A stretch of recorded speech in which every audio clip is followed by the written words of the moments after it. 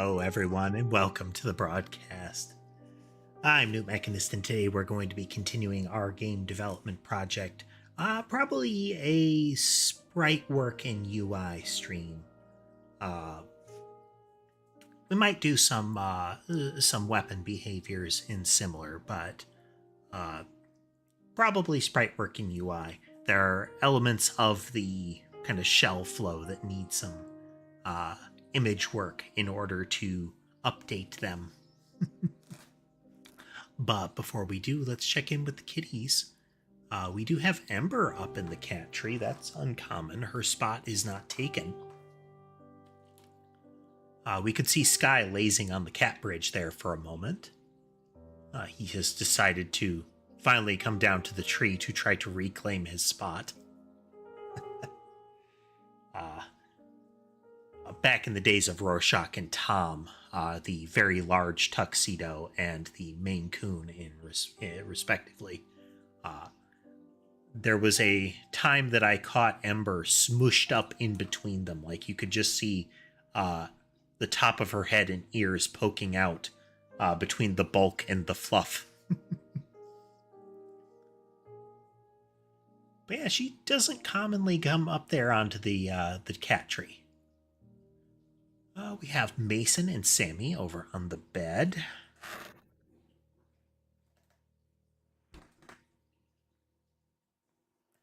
Sherbet is hiding inside my footrest again.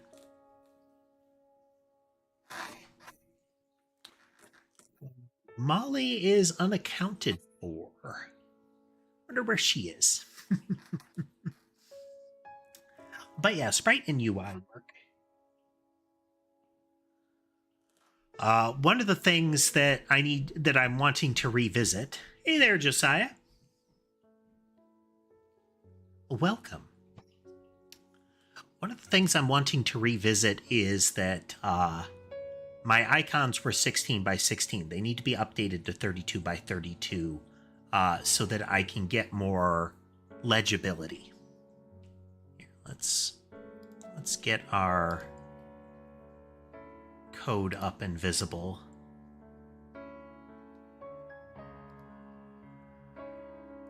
So I can show you the bits that I'm talking about for our UI updates. Are you completely new to the channel there, Josiah? And hello, Henry. Hello. For those that are new to the channel, we are making a game. So these are the things that I want to update. Right now, they're 16 by 16. They are scaled up pretty big. You can see the pixels on these are about twice as big as the pixels on the character sprites down in there. They're going to be about the same size, but twice as much resolution on them, twice as many pixels, so that I can get there. This is the game that we're working on here. We are making a Bullet Heaven style game. Let's get a couple more projectiles in there so that we can... that's gonna... Okay, that should still work. There we go. With the gimmick being that you can customize weapons a la like Noida, Magicraft, Bioprototype, those kind of games. So the yarn ball by default is spiraling outward, which is not going to be its actual default behavior, but for testing purposes, it spirals. We have that it fires in little clusters. It's firing once a second. We've got set up so that it fires 3 times every time it goes. So 1, 2, 3, 1, 2, 3. And then it also splits into 3 times. So we're getting 27 yarn balls in fans of 90 degrees each time they split. So you get some heavy overlap towards the middle there. And then we have it to where when they fully impact, they blow up. So we can get neat patterns like this. Right now, with about 800 things active on the in the game world, we're getting like 600 frames per second. But if I add another split into 3 to give us 81 3 times a second, frame rate's going to plummet. Here we go. It will look very pretty for a bit before that, though.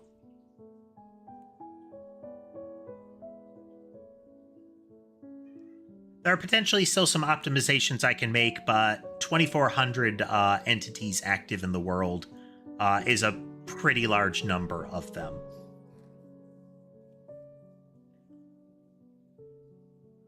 We are unlikely to have that many going at once, but we can make it worse. Let's see if we can get the game to fail again. Hey there, Lore.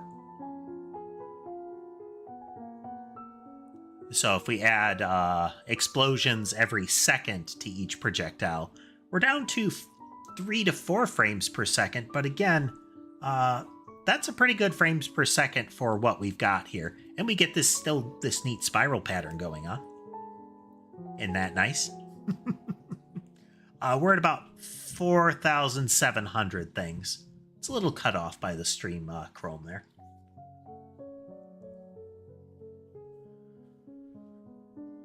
But we can go in. Amusingly, if I go to the menu, it halts, so all that's happening is it's playing sprite animations. They are not moving, so we're not updating the UI as much, which makes it less burdensome. We're back into the kind of 80 to 100 frames per second territory with this. But if we take off the that explosion and put it back to on impact, as the yarn balls slowly die off, we will see the frames per second start to climb back up. I may have solved the memory leak between the last stream and now. I wasn't properly disposing of some of the UI elements. So we were getting, well, the collision elements. So we were potentially getting pretty heavy, it was one of those two. We were getting excess object creation that wasn't being dealt with before the program ended. But now we are resolving those, so if we escape out, it takes much less time to wrap up the program. All right.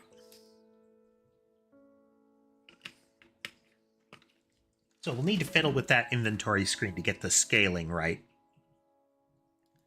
But I'm kind of tempted to go with this kind of pattern. Well, thank you. Thank you, Henry. Tempted to go with this kind of pattern. So here is with the frame visible. Let's actually... It's with the actual frame visible. Oops. We don't want all of them. Just want the backing visible. So if we get rid of the frame, I've got the underlay. This might be too busy, but I wanted to have like a little motherboard look to it. So little chips, but also the colored tubes, which is kind of a theme here, as might be apparent by the chrome and the, you know, the tubes. But this will be like empty sockets.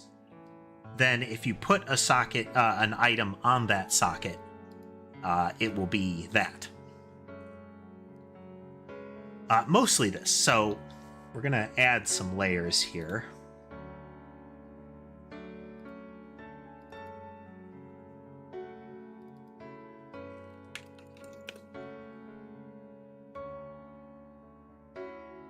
Left pink is probably going to be universal. So we are going to mask and copy you.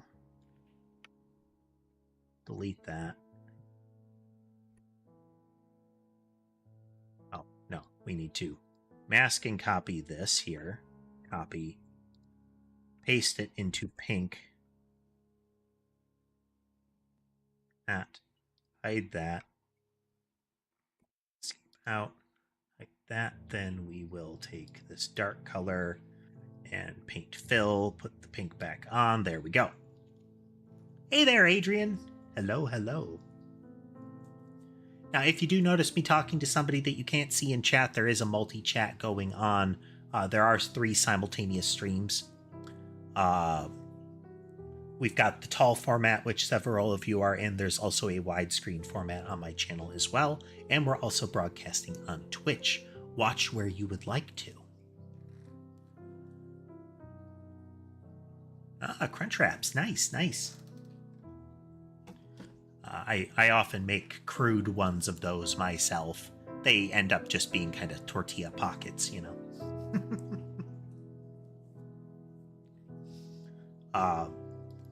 I'm generally planning on using the left side pink so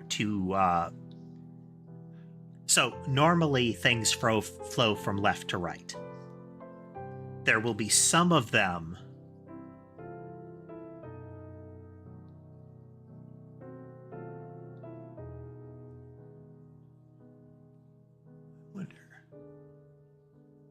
because I'm getting the ats there. I wonder if something changed actually.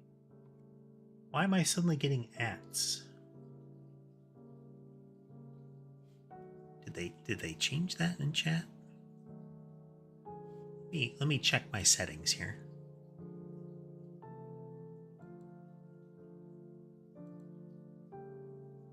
Not those settings. These settings. Do.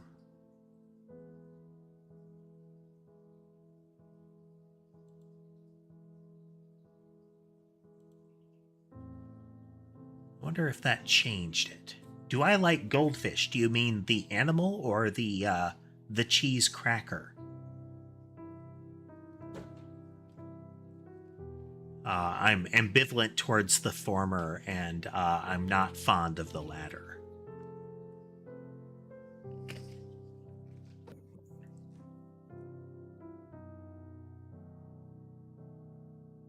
So, on the topic of the coloration generally, thematically, yeah, not fond of goldfish crackers. They're inoffensive, but given an option, I wouldn't choose them. I actually kind of like saltines.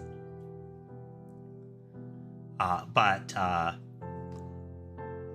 red is heated or, needs to cool down. One of the aspects that I haven't incorporated yet is the more chips you socket, the more it strains it. So it will either fire slower or something, haven't decided. The pink indicating that. I'm going to use the blue to indicate kind of the direction that it will go next. Haven't incorporated it yet, but the idea of chips that stop the flow. Like, if this chip is socketed, it's done. It won't go further. So we'll add another layer that will be...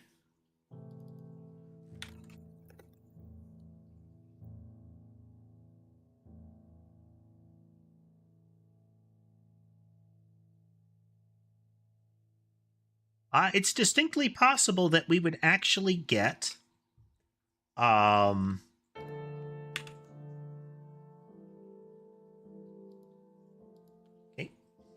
that we would actually get chips that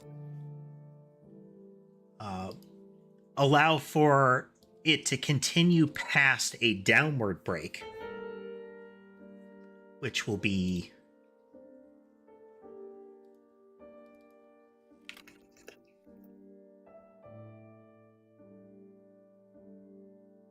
Now, I don't have a mechanism for having a flow that isn't single direction. So the idea of moving back upward is not plausible right now. It's not impossible. I'd have to rewrite some logic, especially in order to make sure we don't have loops.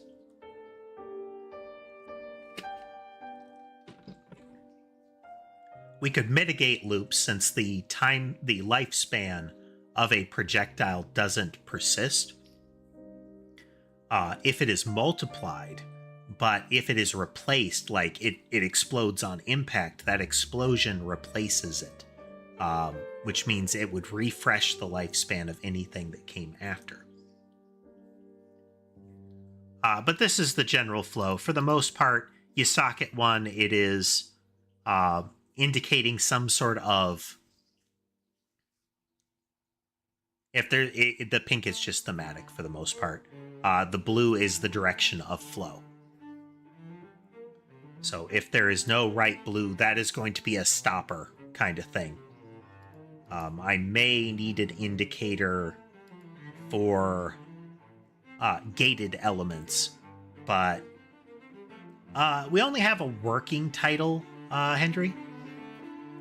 Only a working title. What's it doing, man? Copy this, paste this. Working title is Nyanite Survivors. It's not on any platform. It won't be visible.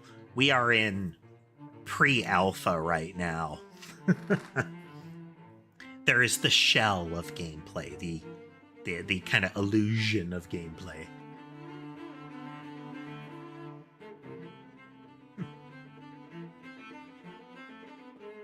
Why I do that? Working title is...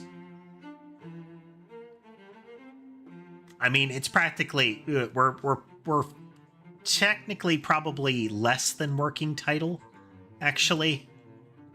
More of like a project code name. That is... It is not necessarily the title that the game will be. We're calling it Nyanite Survivors at the moment, but that's just to give an idea of theme and genre. Okay, so we have our general backing in place. I'm not going to incorporate any of that just yet. Not going to incorporate that part. So yarn ball can be made bigger and more detailed. But we don't really want it bigger. We could potentially just make it more apparent how it behaves by default. Same way with red dot.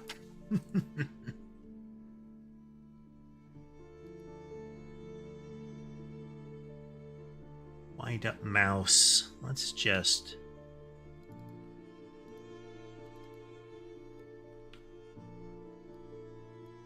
Oops. Just so. A Rubik's Cube? You are referring to the, like, three-sided rotated puzzle kind of thing? Well, multi-sided puzzle thing.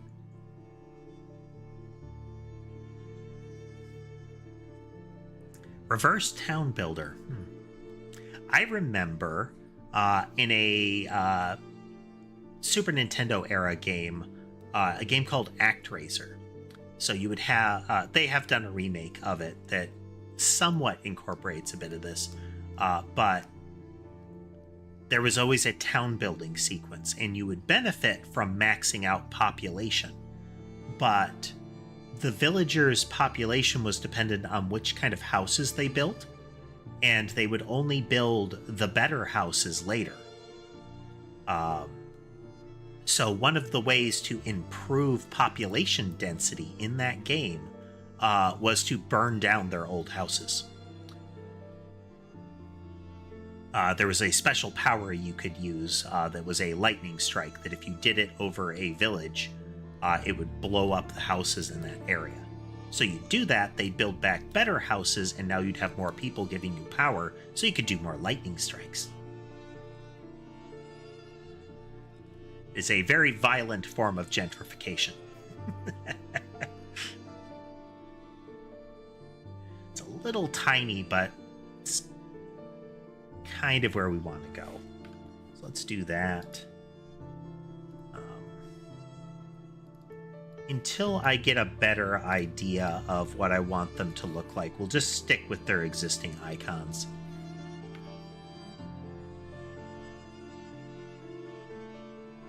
Isn't there like a VR game where you have kind of like a bluffing mechanism, like a card game bluffing mechanism? with the gimmick being that it's if you get caught or something like that, the character blows their own head off, you know, in the game. Get our yarn ball. That in place.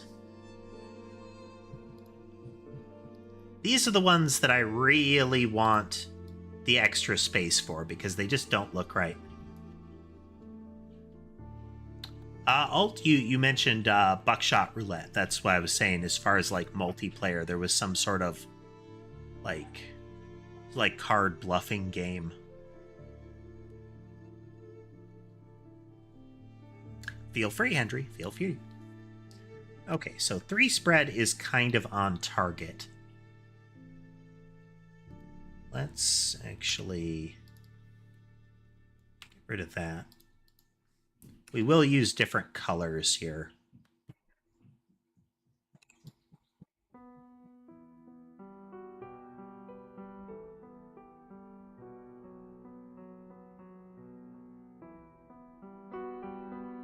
Ooh, pixels.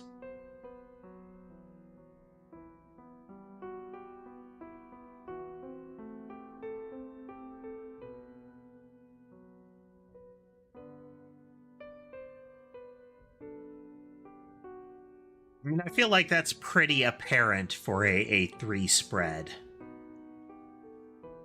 Let's get it a little further away. We can do an outline on it that way.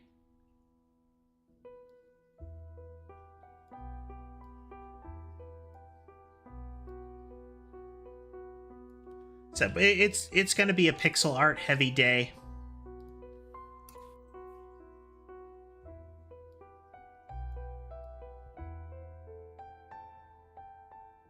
Make it extra apparent what we're doing here.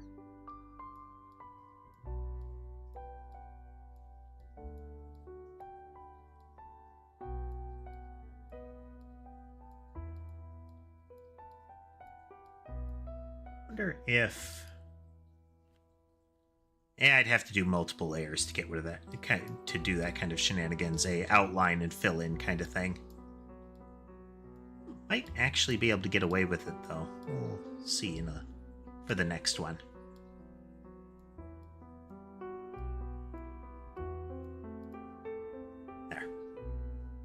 There. Do about like that. Yeah, that should still be pretty apparent.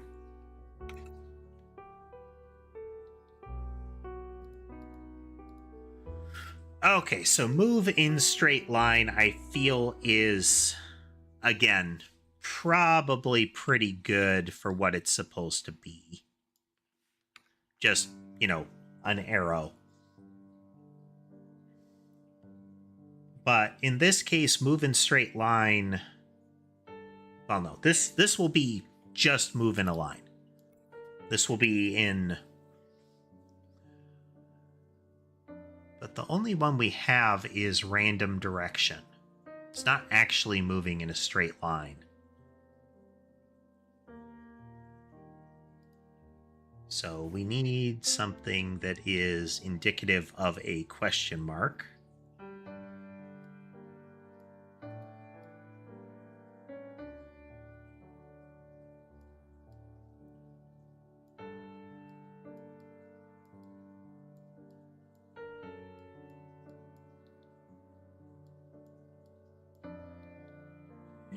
Do we want it to be bigger?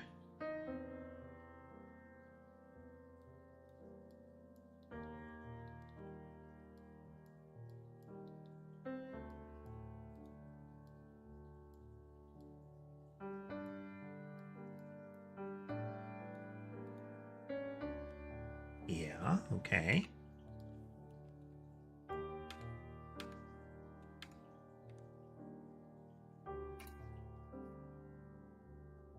Extend this down further.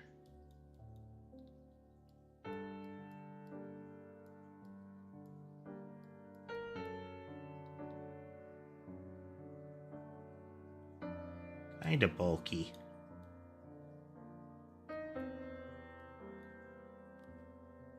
Very bulky.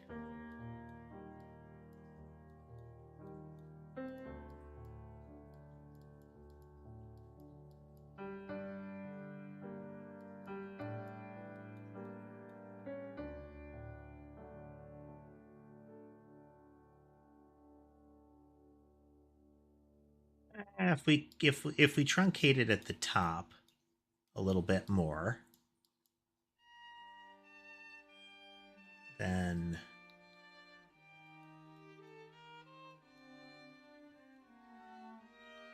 gets this. Yeah, okay.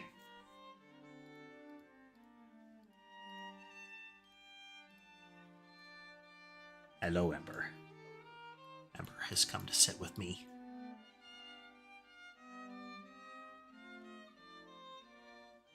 Don't know if we should have the question mark first or what here.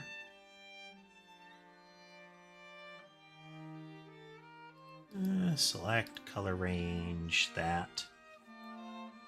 Okay, select, can I...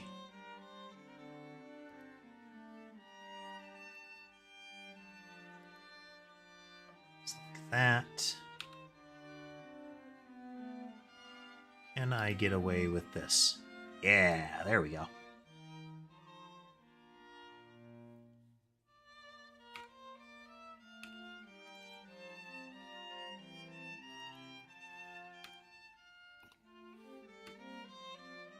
Okay.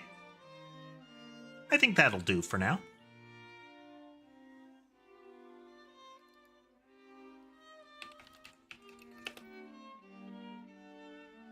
We'll be able to reuse that question mark here.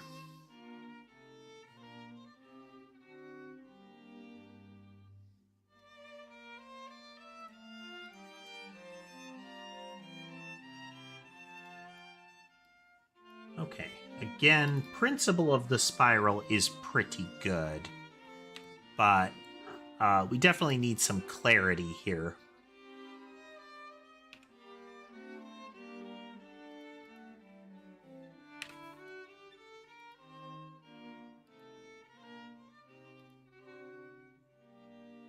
Welcome back, Henry.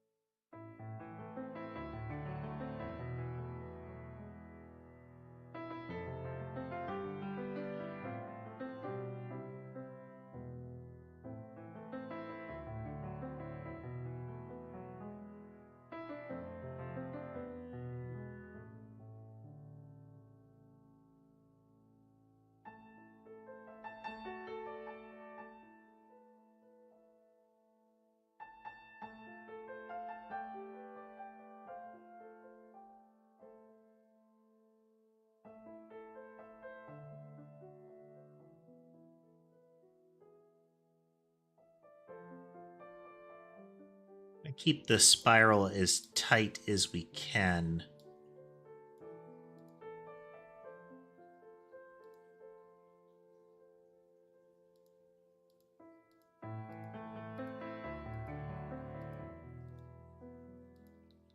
So for upcoming things with the channel, in addition to,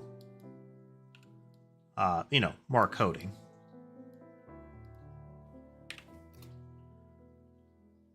as we are wont to do, we will be doing some Monster Hunter Wilds.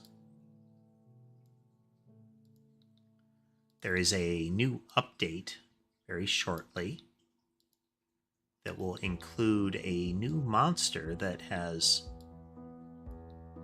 been much awaited by the fandom, it would seem. That looks pretty spirally.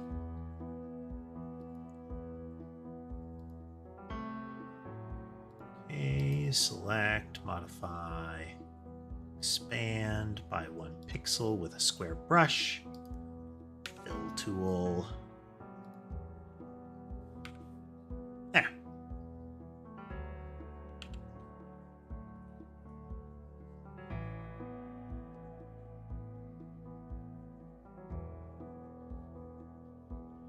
Okay, so this is spiral, but you could look at this in two different ways. So there's spiral out and there's spiral in. I think we need to change this, actually. I acknowledge you, Ember. I do.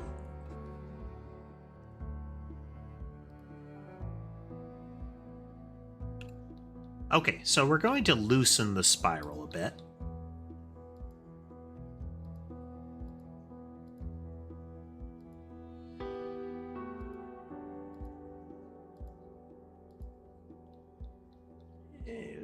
Potentially not that much.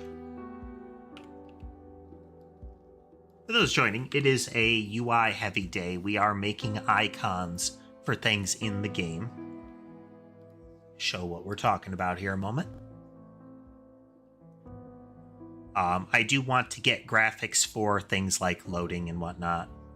It took a while to load that time. So graphical buttons here, potentially a background. Background grid would be kind of nice. A non-placeholder view. These are 16 by 16. They need updating. Running out of space for visual clarity of what's going on.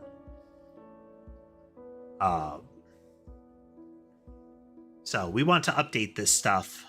Things like your health bar. Want to get that stuff in. Like, hello, Ember. Hello. Hello. Yeah.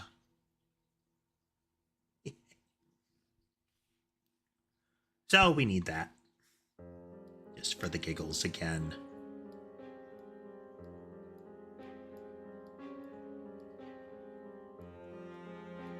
Okay, after 3 seconds of a burst. Oh, no, that's a spread. Yeah, that'll still do.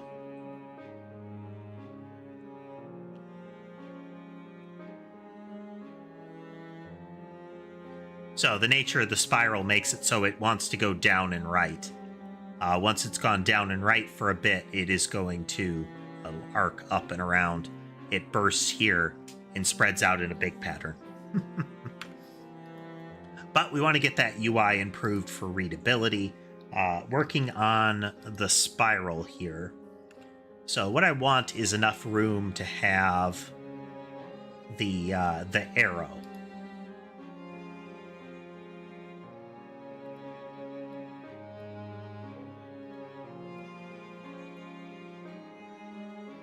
So like that.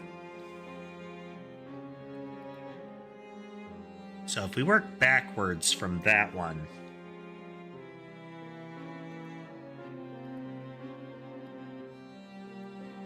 we can do kind of an angular spiral, I think.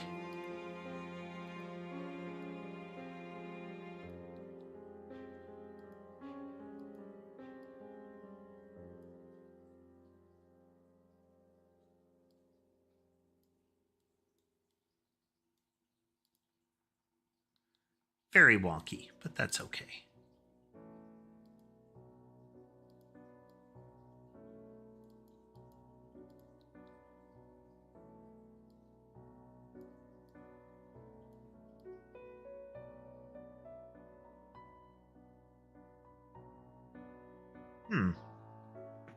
We could just do a more square spiral.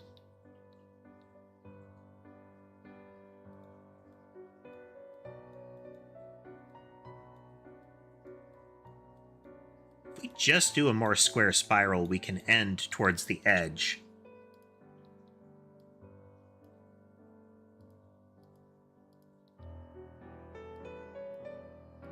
And that should give us a sufficient indication that we are spiraling.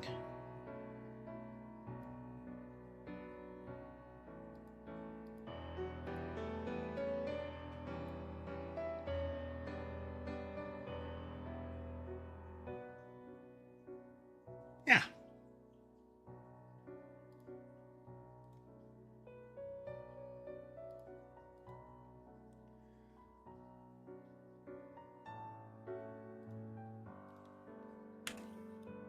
That, tighten it up.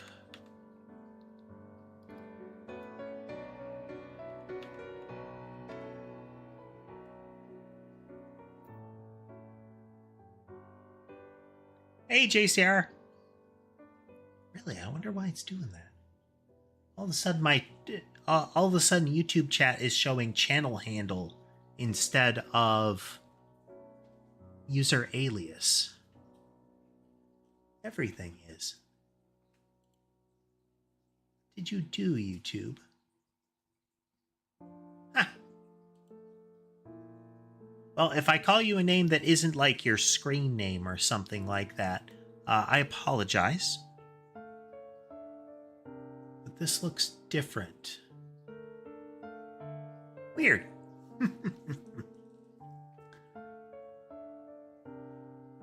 Tighten that up.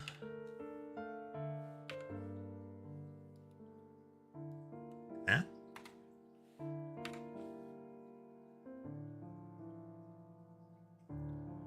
We could potentially go another layer out, but I think this will do.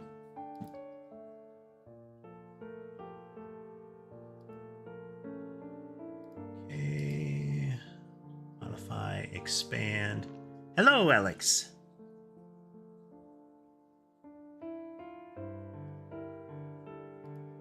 Hello, hello.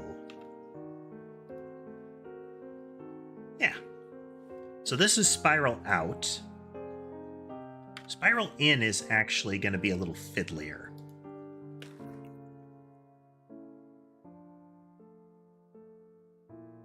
Pretty good. I fixed a memory leak between the since the last stream. So we got that going for us. There was a... Can't remember if it was a collision or a visual element.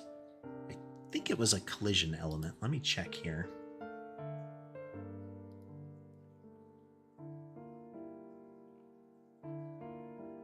Let's see.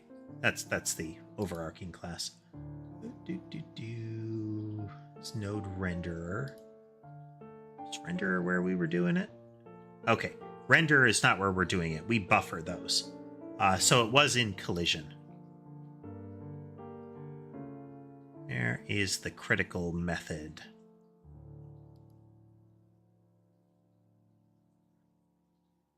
Hello, Shezbeth. Hello. Right here. This line here is critically important. If you don't call this one, then the node actually lingers around for quite a while, effectively until the end of the program. And given the sheer number of things that I create that collide in this, that becomes a problem pretty steadily. We were consuming much memories.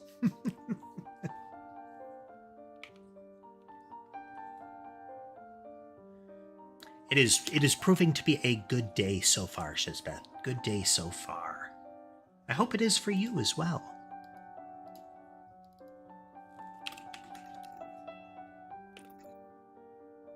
Okay, inward spiral, little fiddlier. Whoops, that's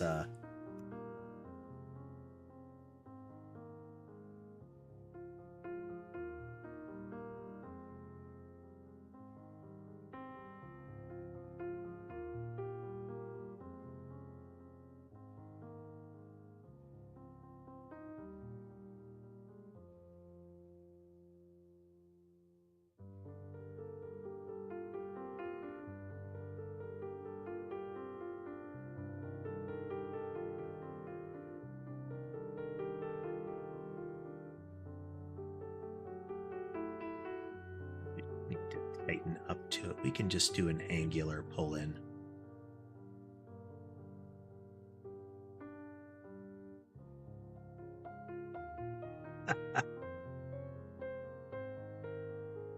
Hello, Dodds. Hello.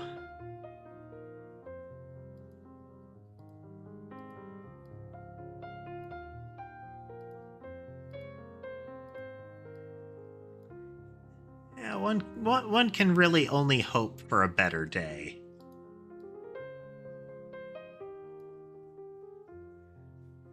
It kind of says spiral in to me. Let's go for one little bit more in the layer here.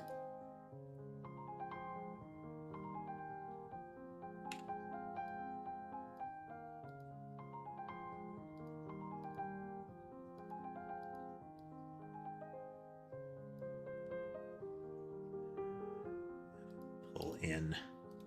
There. Select, color range, yes. Select, modify, expand by 1. Fill, G. There. Escape, save. There. So we have inward arrow, outward arrow. There.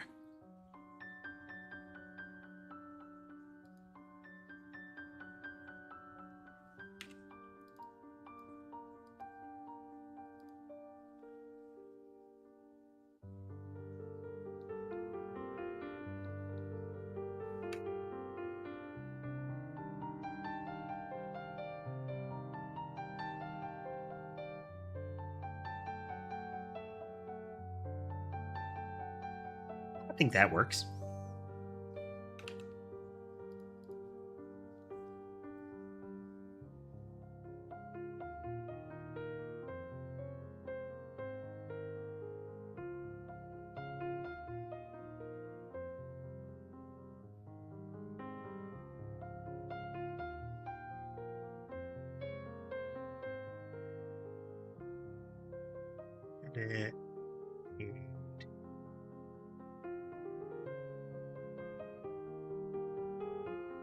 Kind of like that.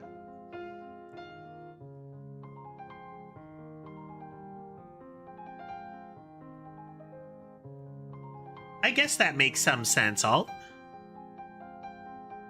I kind of wish that I had a way of including the handle, though.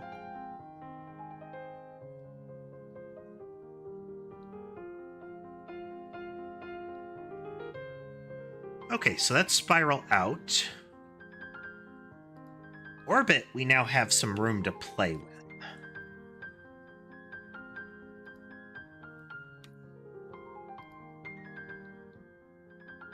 Happily is our brush for that.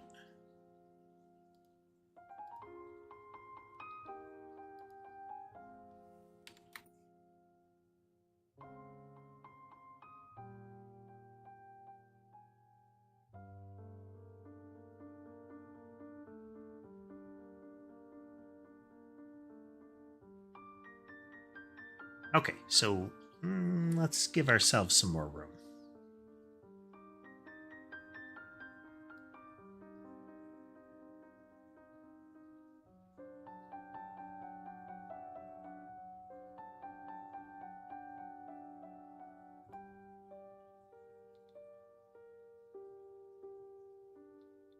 It's not quite right. Okay, that's 3.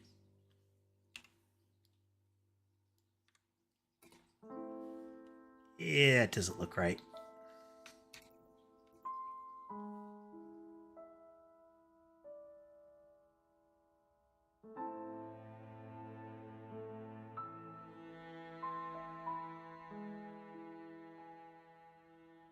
There we go.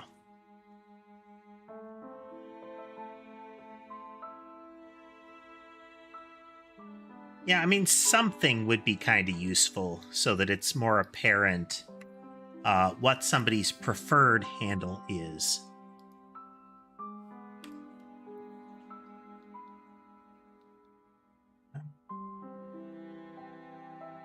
Let's cut it off later here.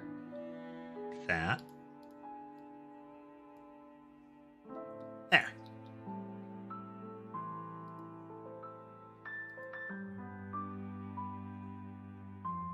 Color range, select. Oh, nope, nope. Select color range. Expand. Fill.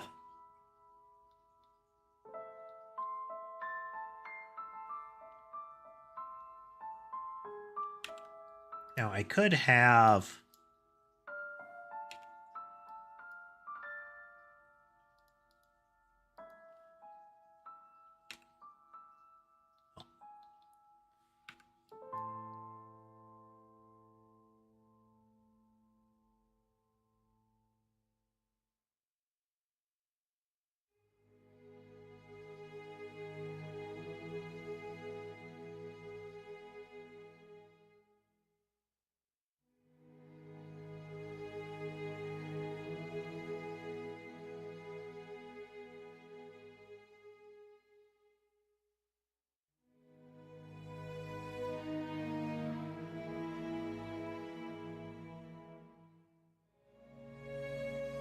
know that I need the...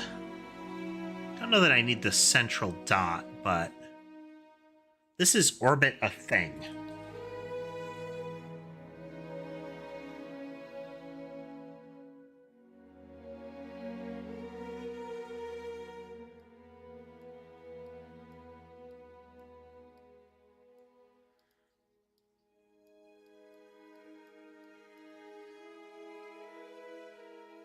That'll do. That'll do.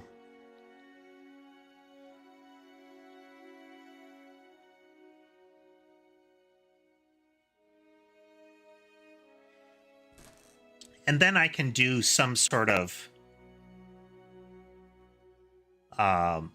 if it's orbit an enemy, I can put a, like a red dot on it. Okay, we...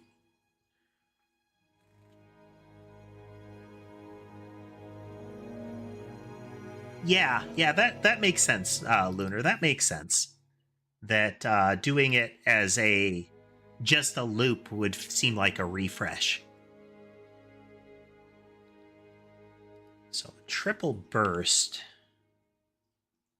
We can use great big dots for this.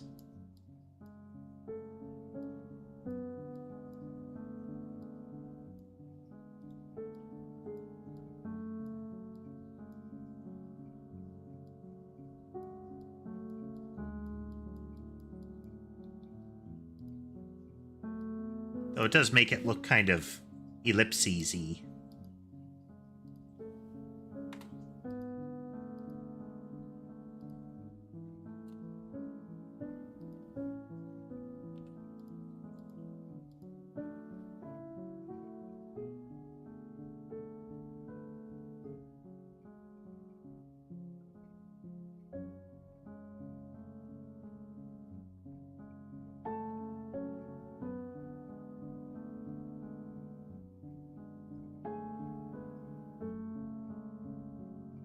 We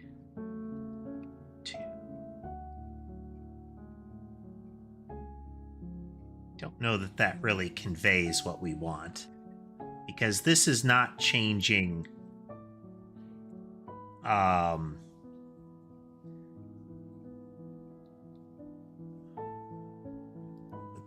would be the way to say that?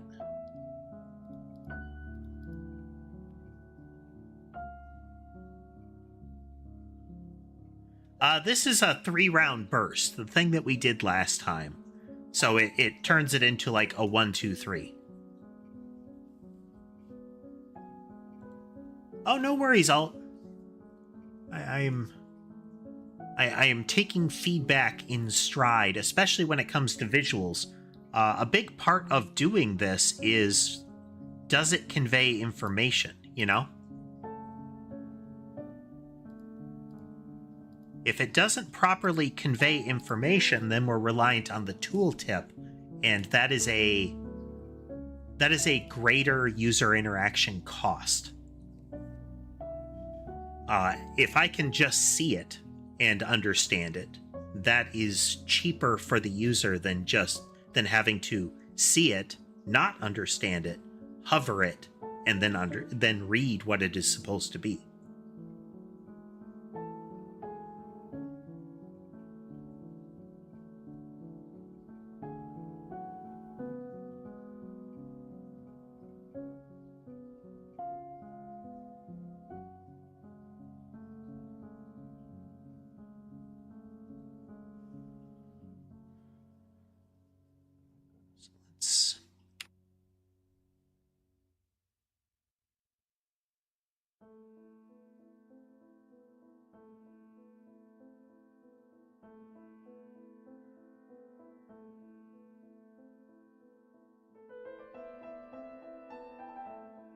If then...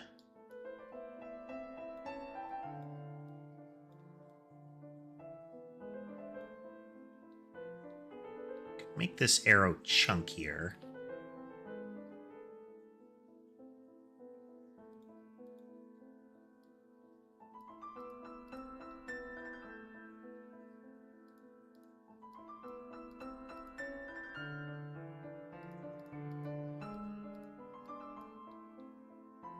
do that.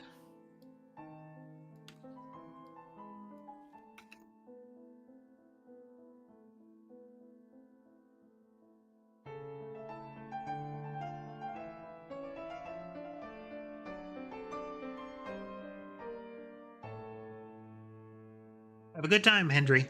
Thanks for swinging through.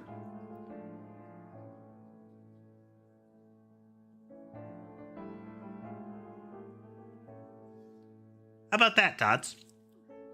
Of course, we'll outline it, but I'll save outlining it.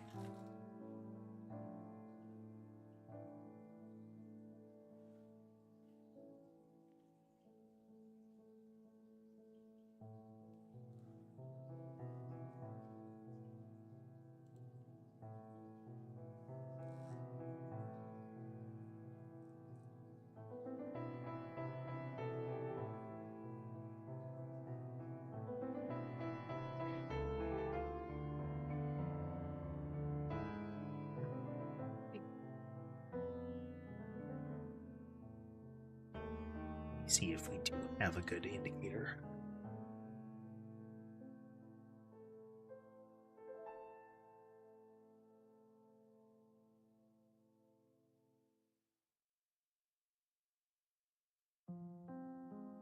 It's waste.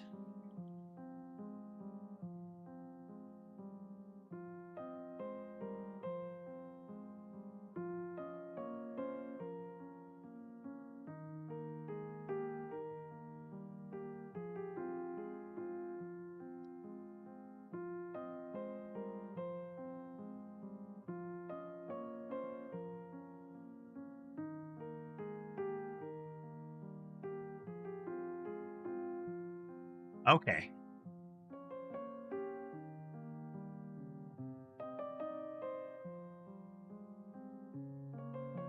So they're lined up horizontally, but the arrows point up, is what you're saying.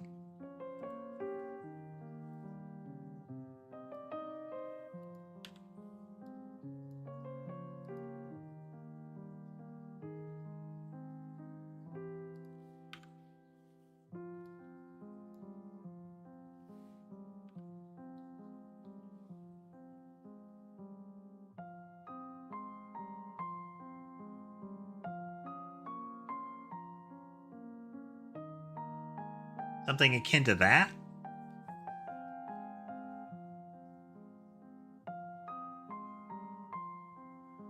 And yeah, we are going to want to have that speed indicator. There is an icon we need for that. Okay. Yeah, this'll do.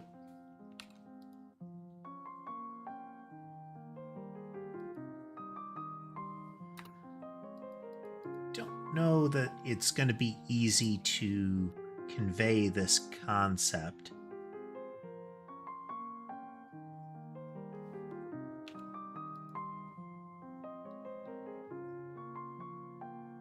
We could make them a little narrower, which will give us space between them.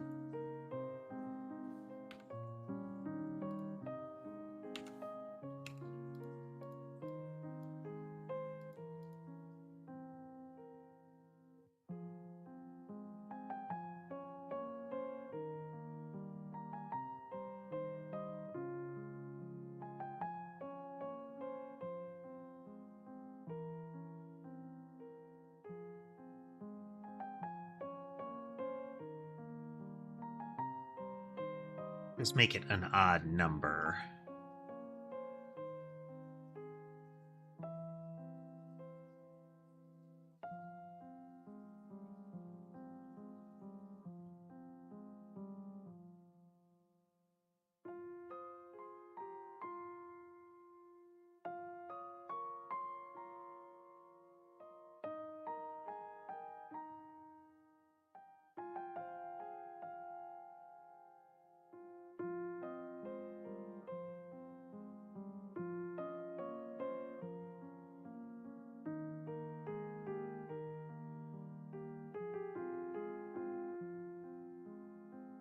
Something like that.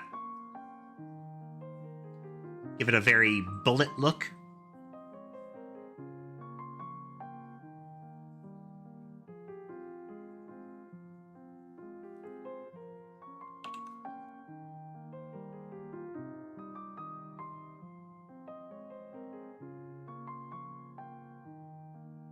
All right. I can see that.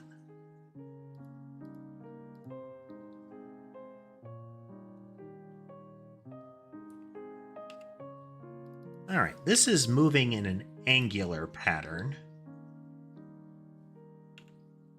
So let's see if we can get that in one go.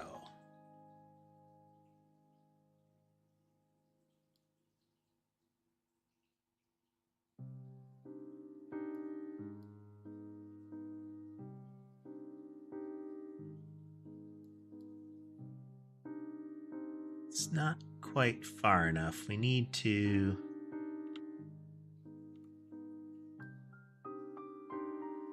Can't be like that.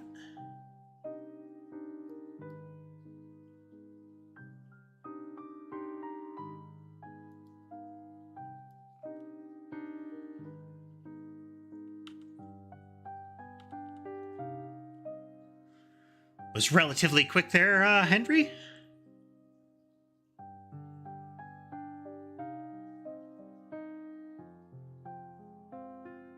So we want down, up, down, up.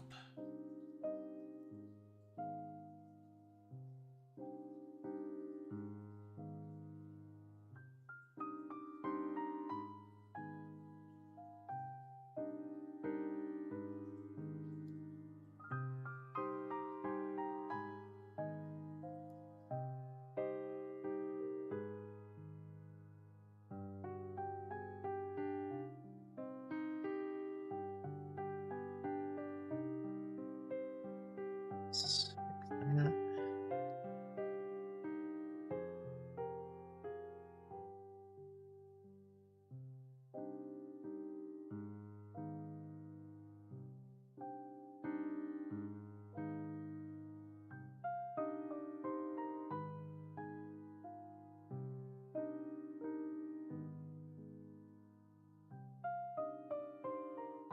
Okay.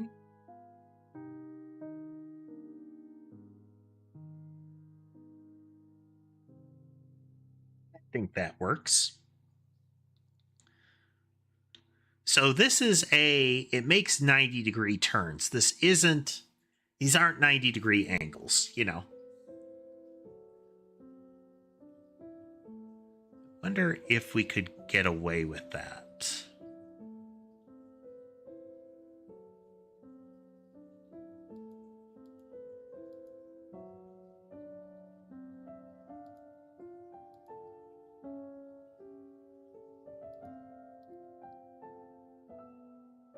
Weird little mushroom cap, but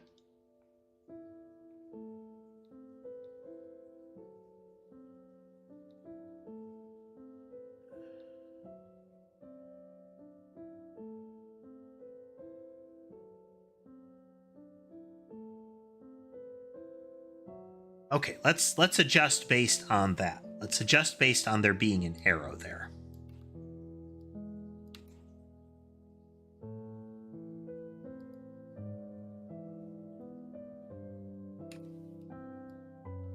We assume this arrow will be present at this spot.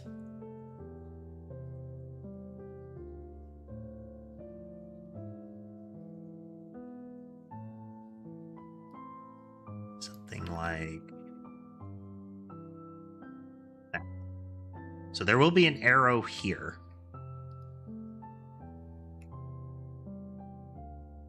So if we put that in place, we do the same thing.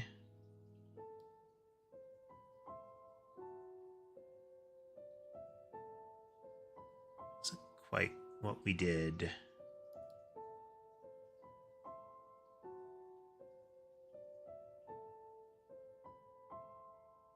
Yeah, let's move that arrow.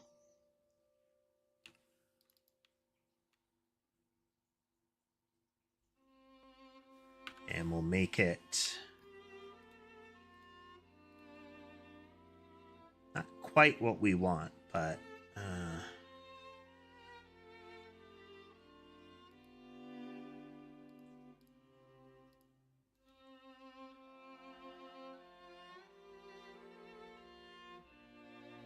there we go. Okay.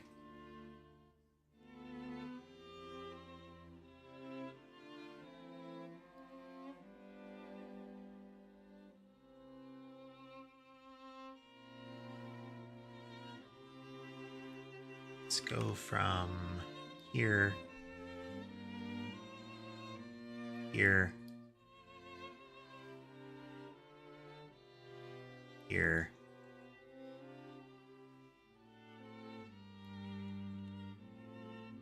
to here. Okay, that's why we don't want it there. We want it within 2. So we're going to need it to be within like 3 or 4.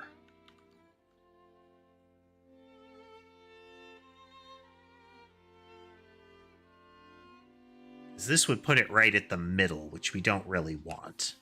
We want to get that zigzaggy look. I'll have to do it a little to the right.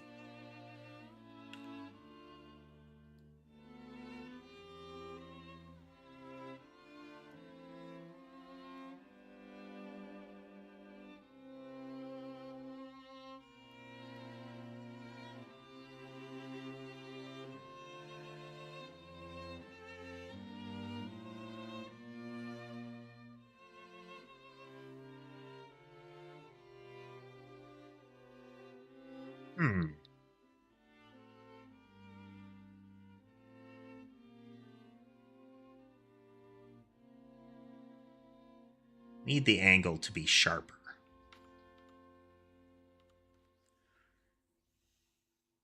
They are equidistant along the distance here.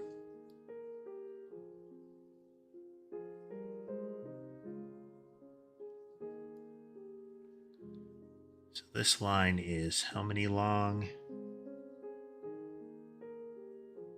Is 14 elements long. And we are going to be breaking that into start. And then there need to be 2 more points in between this.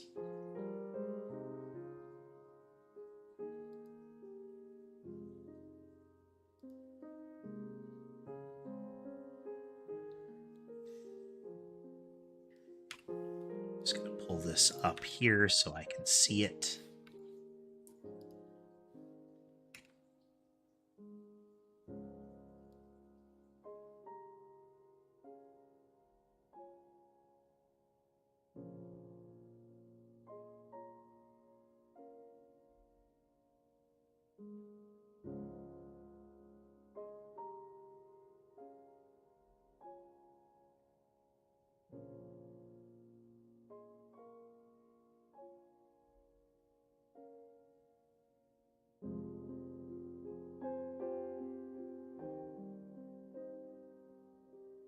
So again, we're trying to get zigzag, which is an angular motion.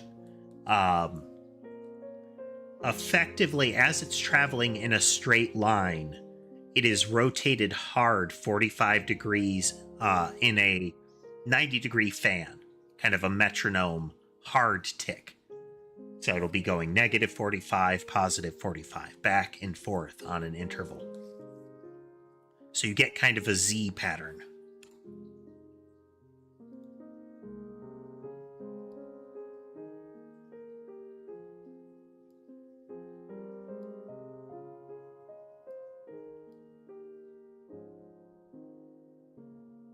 There. Okay, okay.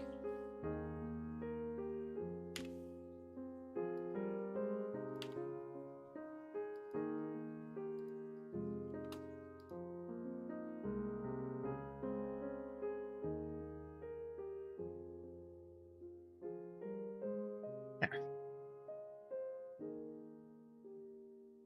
Sine wave is going to be a little fiddlier, but I think we can pull that off with 2 overlapping circles, crop them, and go from there. Okay.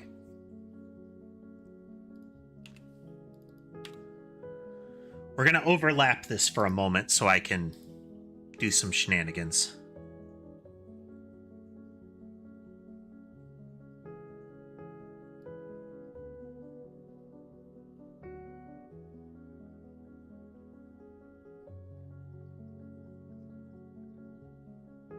Not quite that.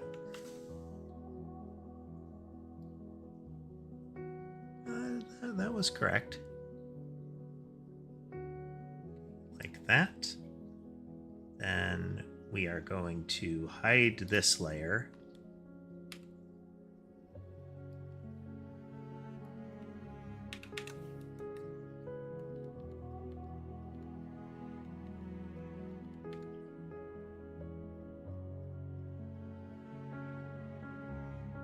So we're going to put these two together first.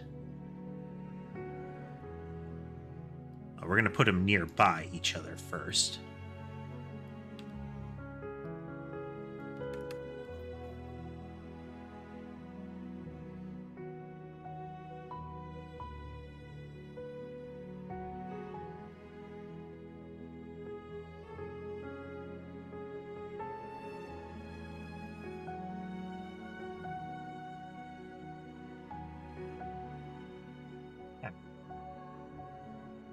Wave is easier.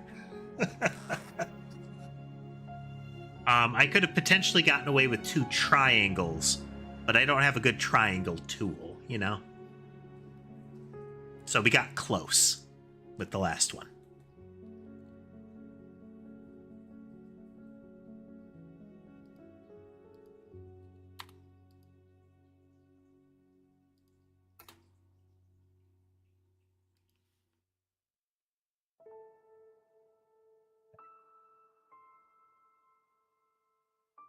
So that is wave, which is useful. Okay, so this concept is piercing. That is, the bullet will pass through.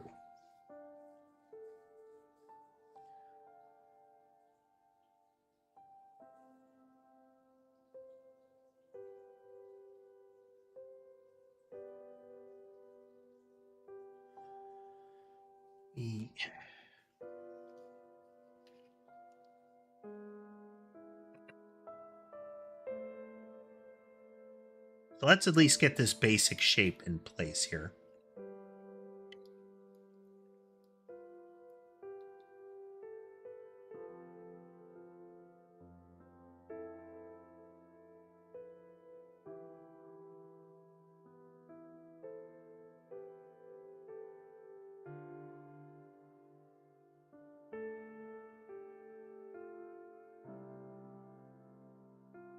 Okay.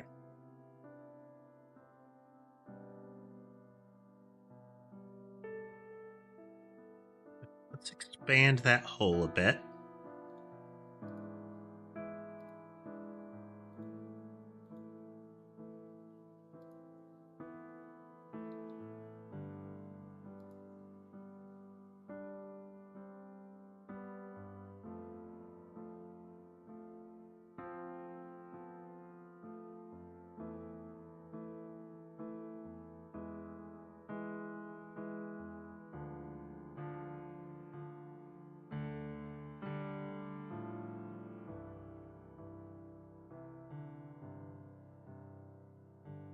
Randomize these a little bit.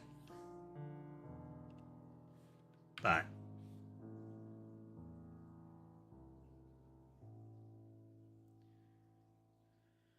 how's that?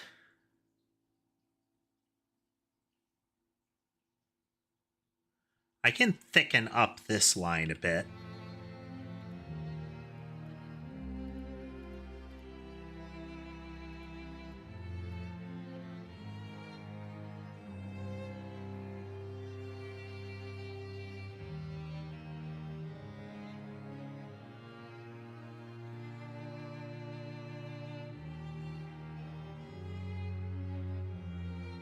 Okay. There, we have a nice apparent symbol there then. And then we add the black outline to make it a little cleaner. Well, more visible. Okay. Okay. Bounce should be a straightforward symbol.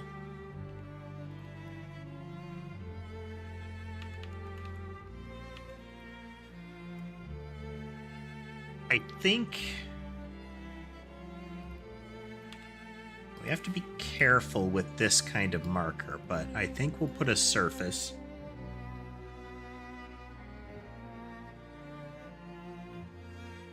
And again, we're going to draw a circle. Let's...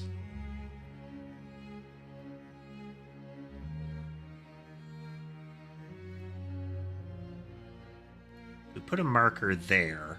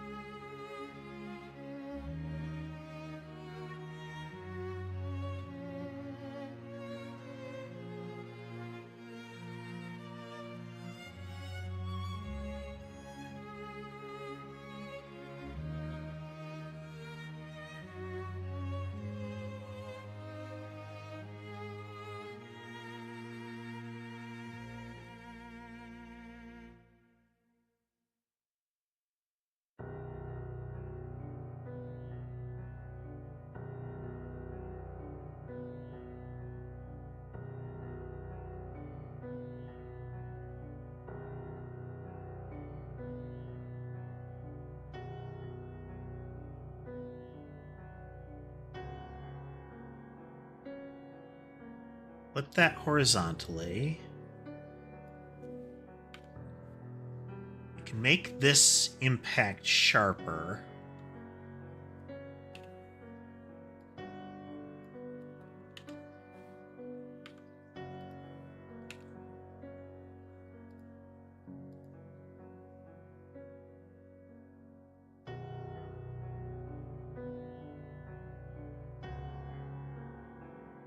We can add an arrow here.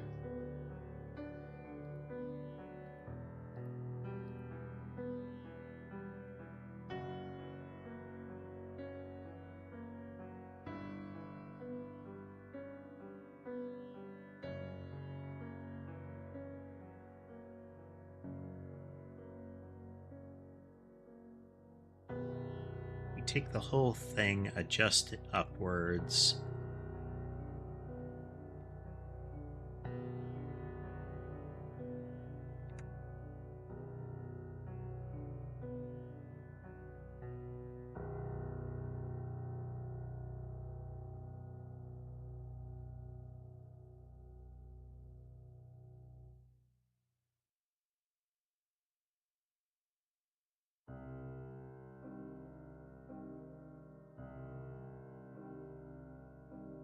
Just to get a little bit more there.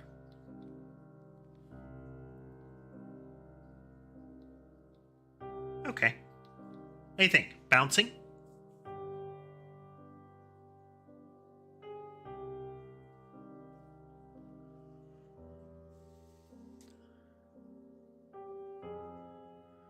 I could make it more angular because it's not really a curve bounce, it's a hard reflect bounce, but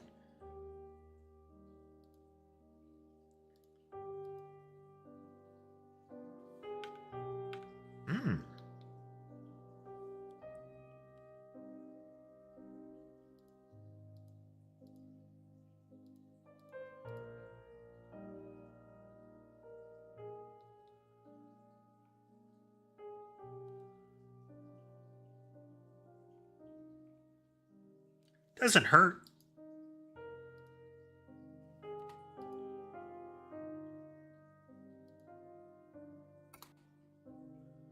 Doesn't hurt.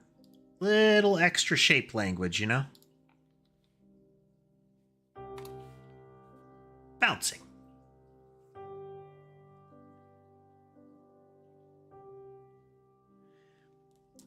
Yeah, this is technically like a ricochet. Is it glances off, so mechanically, what happens is that it draws a line to the target, creates a perpendicular line between the two at the midpoint, and well, effectively, it's creating a line between the two, and creates the bounce off of that. So you can get a glance off of the target, essentially. Or you can get a hard reflect bounce if it's coming straight at you. Depends on their direction of movement.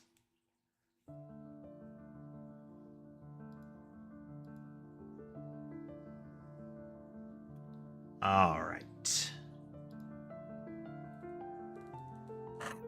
Yeah. I mean, what we're doing is, I think, a core factor, and that's that I'm trying to make it as clear as possible visually. Like, I want people to be able to, at the very least, clearly differentiate different icons at a glance. There will be further language that we want to add to them to get an idea of what else they might be doing. But for the moment, we're starting here. Okay, this is a weird symbol. Let's delete this one for now. We'll come back to this. We don't actually use that one. Okay. So we've got shape language for this underline here, so we don't need that.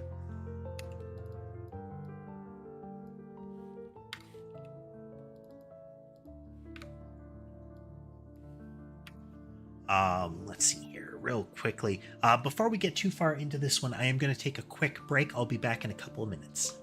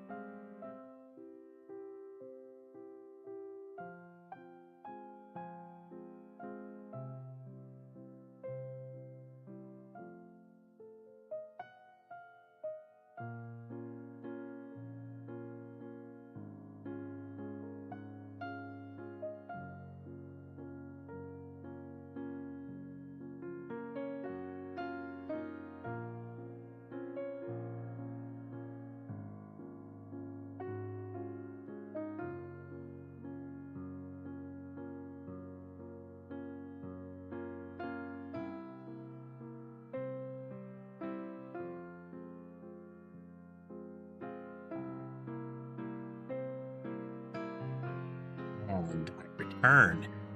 Let's check in with kitties real quick before we proceed. Ember has returned to her spot. Molly is up in the cat tree. Mason is sitting on the air hockey table. You can't see him, but kind of below that camera, Sherbet is sitting.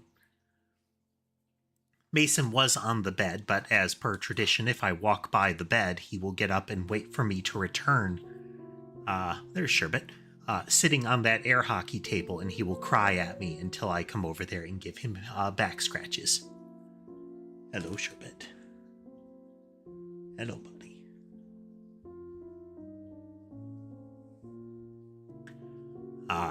You may have seen the shadow, but on the camera with the two kind of small blankets there, to the right if you're in widescreen, top right if you're in tall format, Sherbet's shadow might have fallen over there a little bit. He has stood up there in order to get some attention. He is a nearby cat still. He will usually be lurking, often out of sight but nearby. Many of my others are within arm's reach cats. Sky will enter my orbit periodically to sit on my lap or get attention. Mason will periodically climb up and give an awkward hug. Sammy and Ember are clingy. Ember especially clingy. Sammy likes to sit on my lap and get attention. Ember likes to crawl up on my shoulder and absorb all of the attention.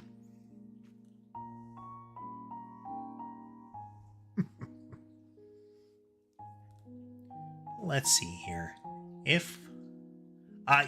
She wants to be kind of cradled against my chest.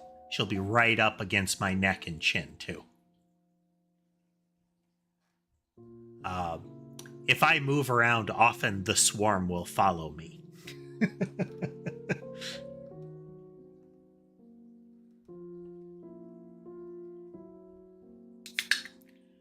Cats socialize differently. People are really used to the idea of how dogs socialize. Very kind of get it right up in your face. Very energetic many times. But just like with dogs, there is individual variation. But cats do have a type of affection. And the idea of them just sitting near you is pretty solid affection. If they are out in the open and sitting near you, then that is a cat showing affection. I have 6 cats right now.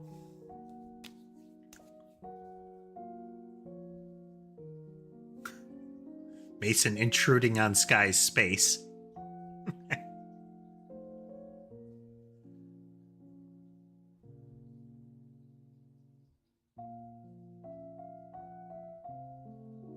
Yeah, a really intense affection gesture with cats is to look at you in slow blink.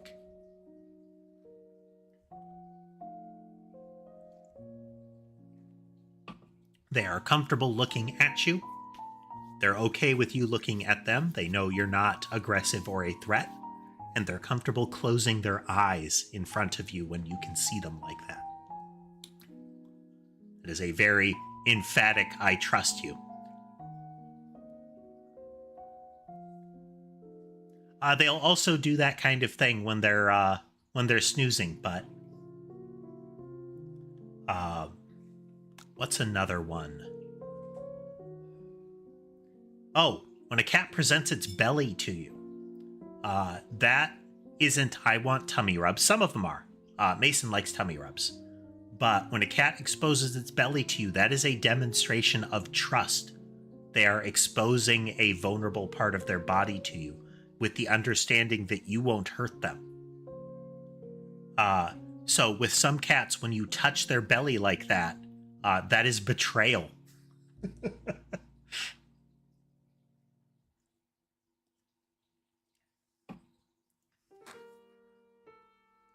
When they're playing, that's a defensive posture. That's, I can bring all of my mitts and teeth to bear on you, even though I am cornered. Body language is a tricky thing with animals. Okay. So, for this one, this is... Yes, that is sometimes why you will get bit, clawed, and kicked if you go for a belly rub with some cats. Because they really don't like that action, and they really don't like that they said, you are trusted not to do that, and you did. So, let's see. To draw this one, we would do down blue, no right blue. That is because I haven't actually adjusted it yet. So with this one, we're going to want some room for this symbol. This is burst on impact. And so we're indicating that blue down. And what that's going to mean, we might add some additional blue here to emphasize it once we get a little further. What this means is when this event triggers, the next weapon down, it becomes part of this one. So to demonstrate,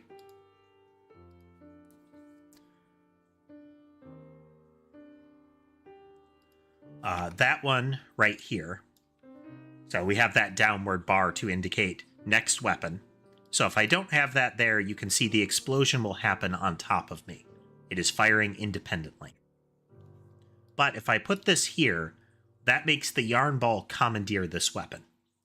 This weapon no longer fires independently, but is now going to fire when the yarn ball impacts something, and that impact isn't overridden. Effectively, this is explode on death.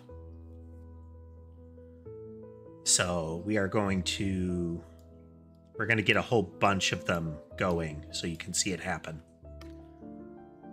But now, if you watch the yarn balls, they will explode periodically. That is, if a collision happens and there isn't something that consumes that collision, like a piercing event or a bouncing event, then the yarn ball will blow up and it will use the next projectile here. If we add a spiral out and I wonder what happens if we do this. I haven't tested this. So the spiral out, and we're going to give it a track random enemy too. On the explosions, this will cause them to spread a little bit when they hit.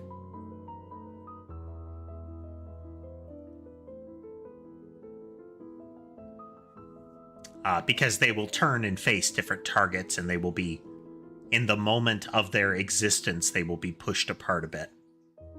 But that is what this one is meant to indicate. So I'm thinking effectively akin to the last one. We're going to have a impact area. Then we need kind of a burst effect off of it.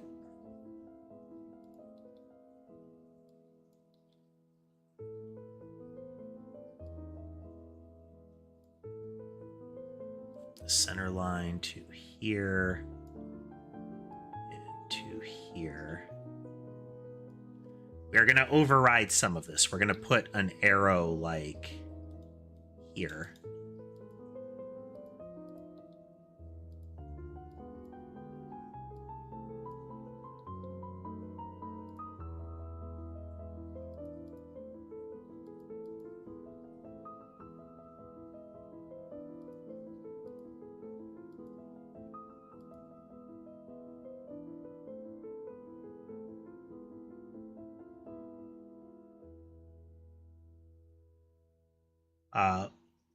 Coloring these is going to be a potential option.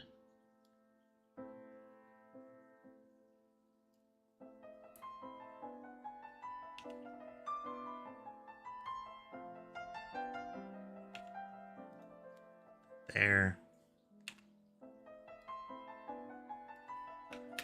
Paste, move it over, flip it vertically. space right there.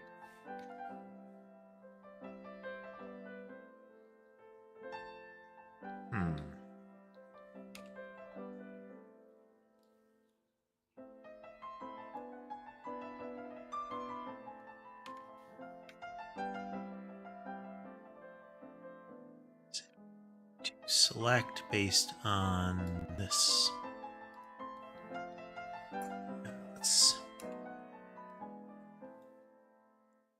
Now we will select based on that.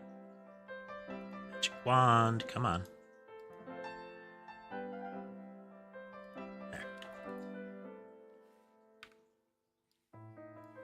Oops. Ask you line here. Okay.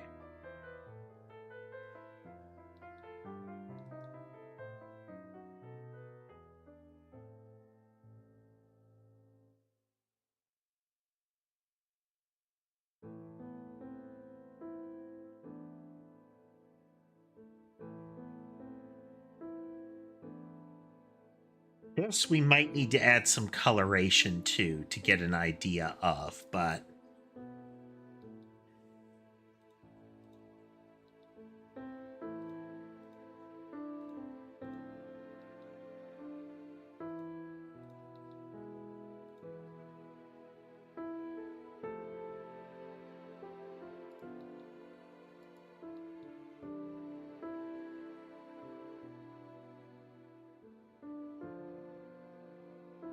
yeah, I'm not sure on this one. You may have to circle back around to it.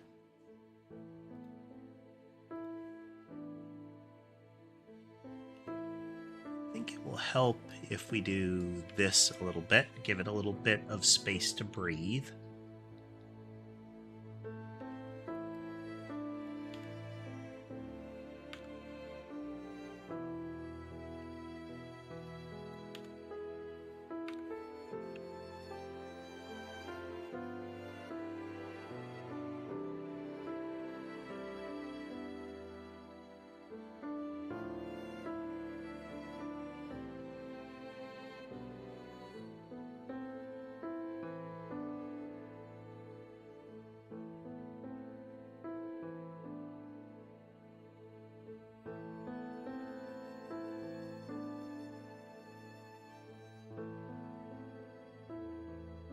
Well, let's sit with that for a moment.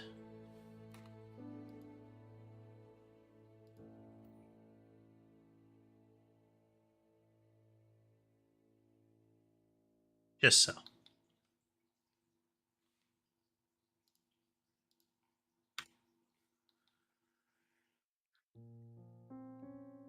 Okay.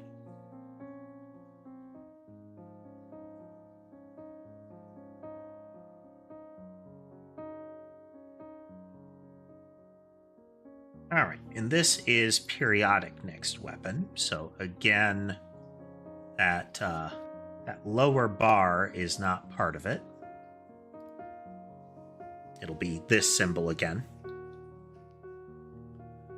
So the idea with this one is that we have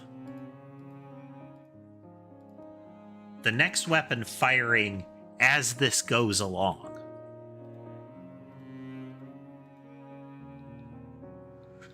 So it's every second or so we will get another instance of the subsequent weapon. And that was why we had this kind of shape language here of this firing, because each individual one would be going off while the projectile persisted.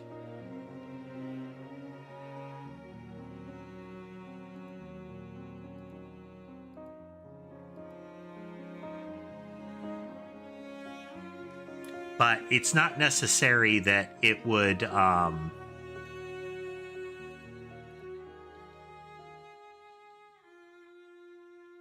move off in a sequence like this.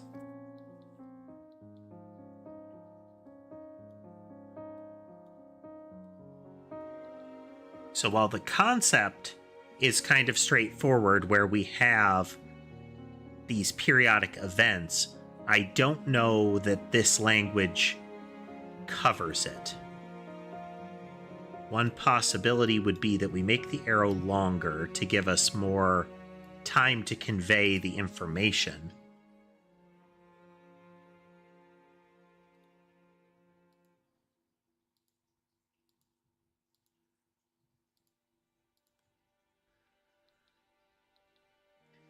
And have little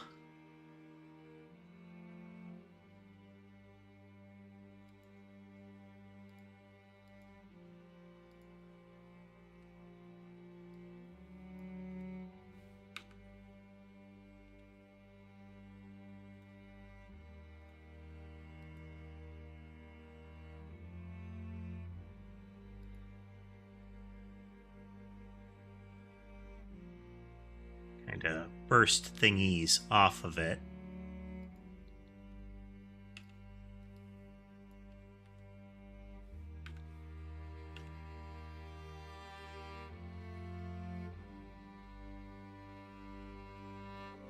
That is not clear.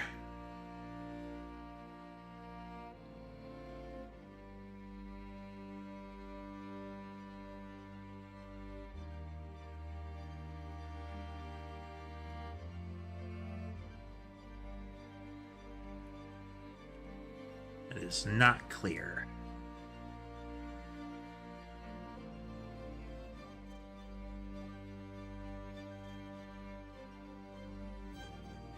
Yeah, I think we may need to revisit coloration on these.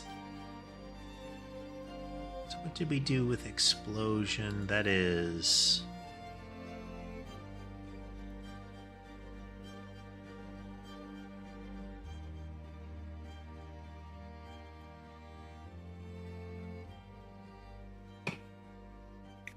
centrally hot color than the light color. Okay.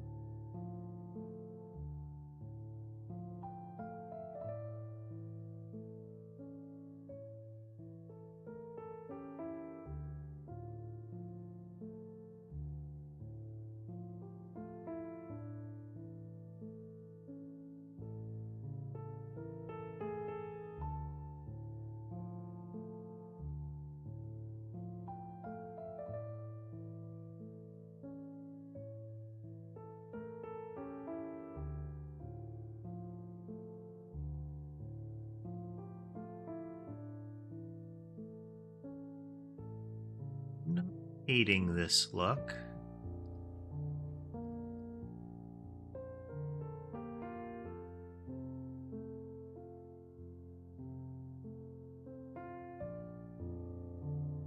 Yeah.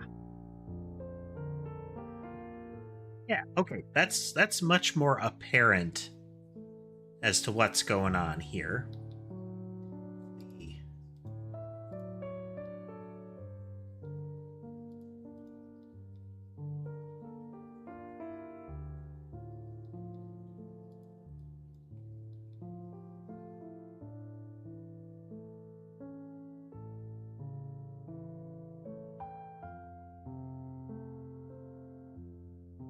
Yeah.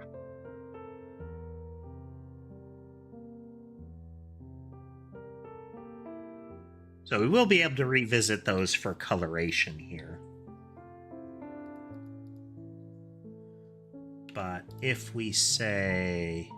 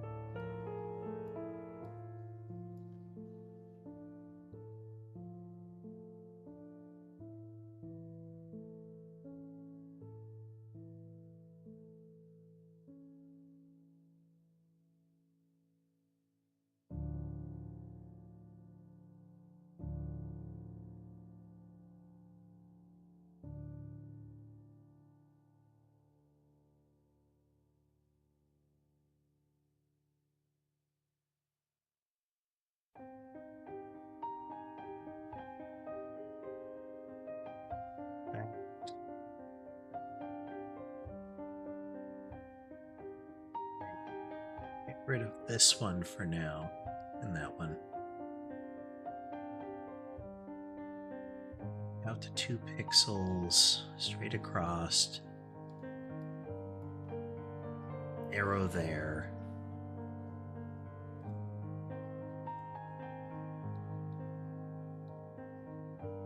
There's not enough room. Okay, the diagonal I think worked better.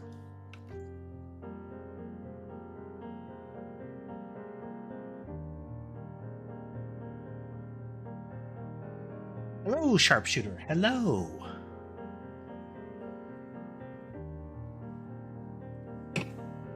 We are working on some of our visuals here.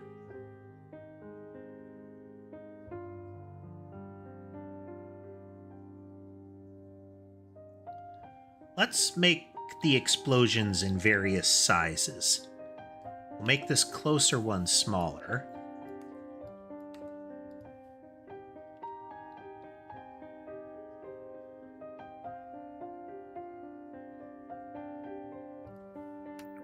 Pixel, that one, B.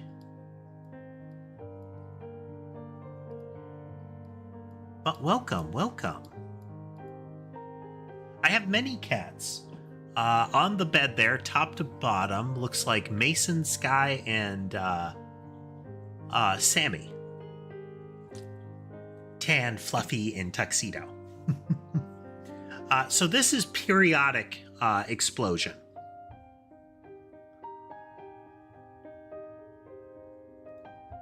That is every second. Right now it's every second. We have a burst go off.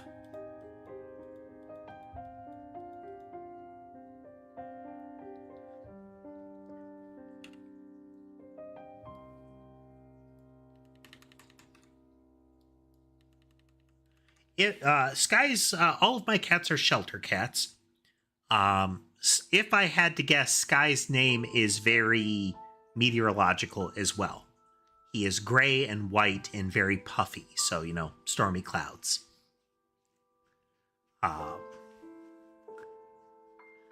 Most of my others have very mundane names. Sherbet and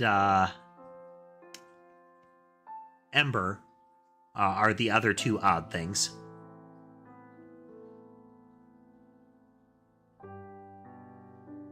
Ooh, Bubble Trail.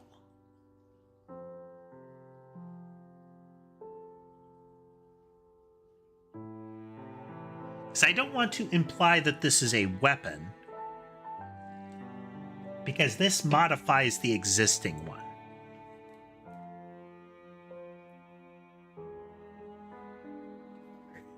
That inevitable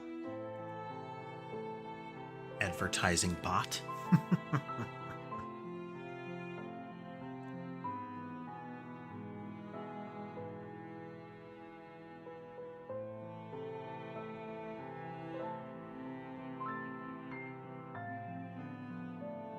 Thank you, Josiah. Thank you. I appreciate it.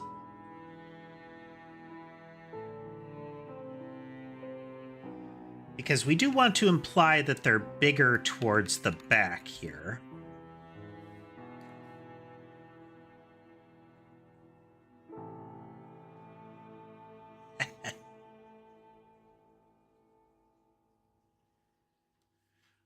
Let's see. As per tradition,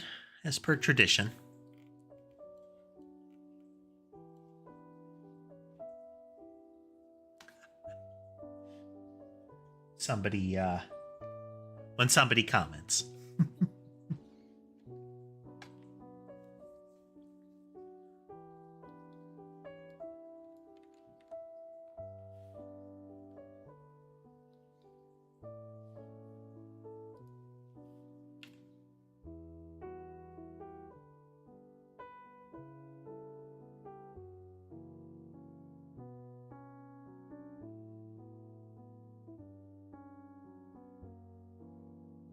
Know that that's really doing it.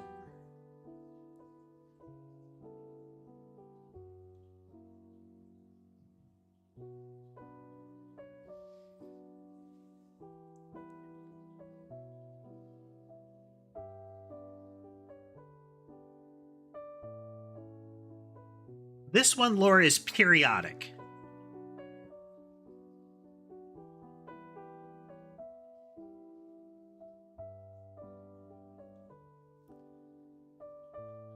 So like right now, the test version is every second it triggers the next weapon.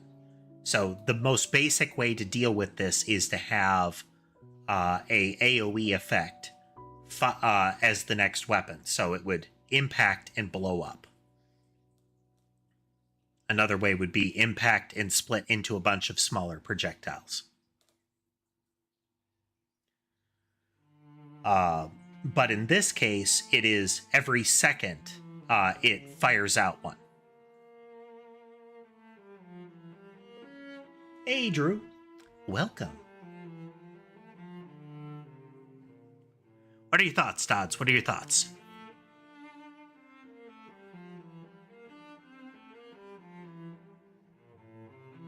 Because we could return to the bubble trail idea and just have smaller ones towards one corner.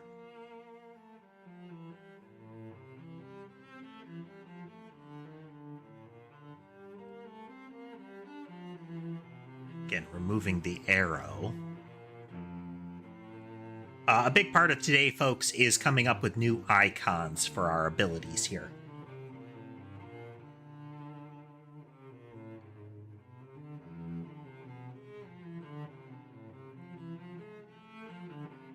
Hello, Donald. Hello.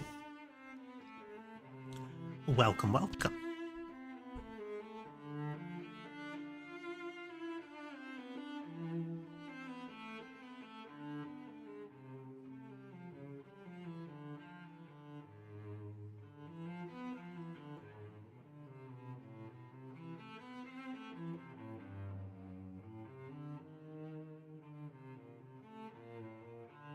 A good day so far. Okay.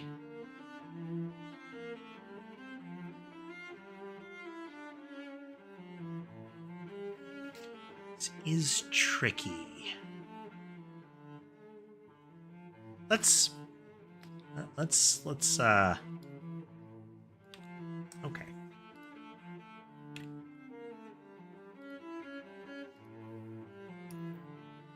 Still think we need a... Isn't really movement, though, but... This is a tricky one, because there's a lot of information to convey. Okay, we're going to move the arrow further up to give us more space here.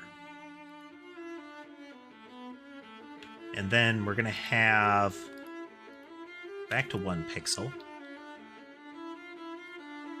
We're going to have a series of the little guys spread out towards the back.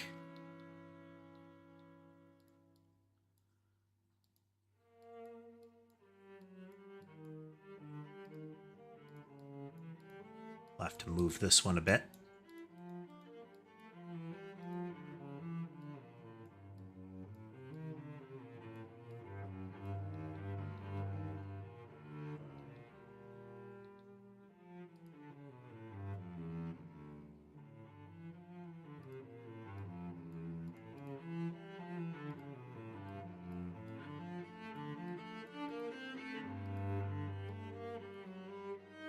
Color.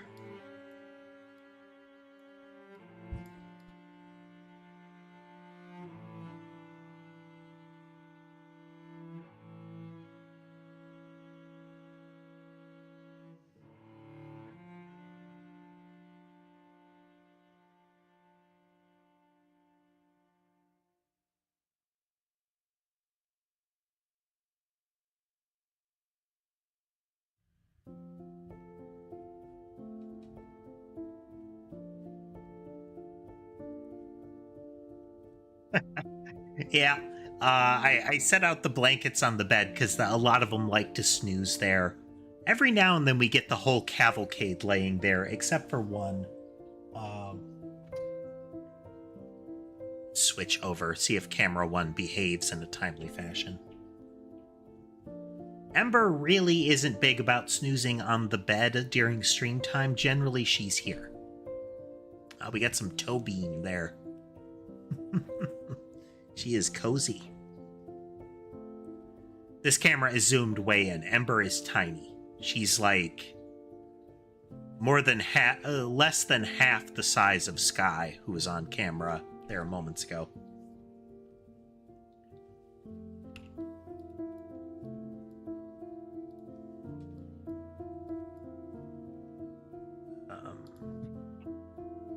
Mask.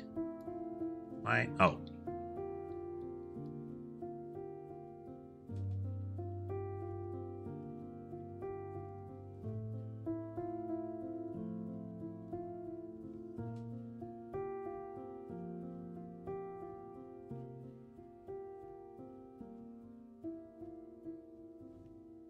So we could spread this top and bottom a little bit. Move all these down a little bit so we get some space.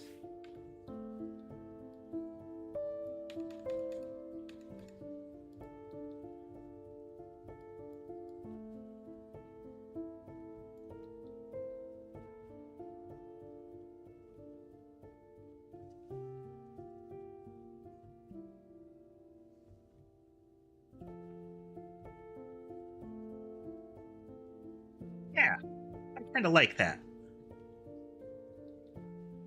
2, 2.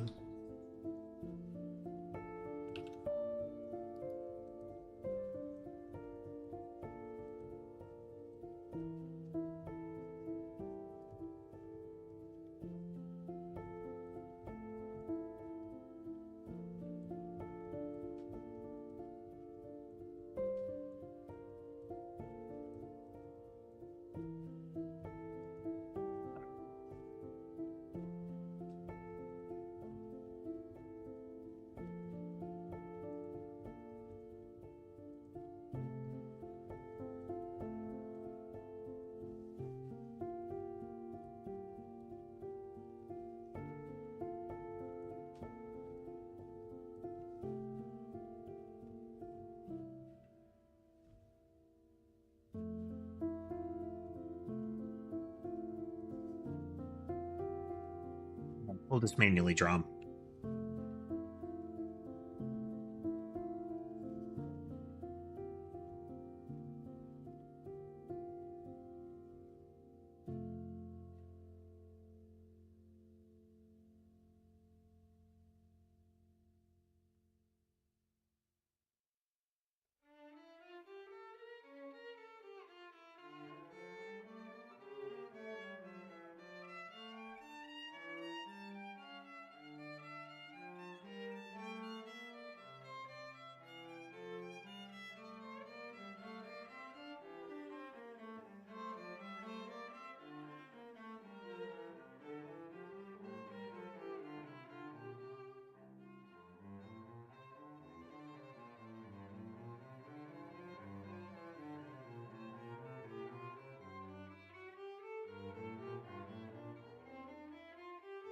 There. Yeah. Good. This is what we're working on, folks. Loading, loading, loading.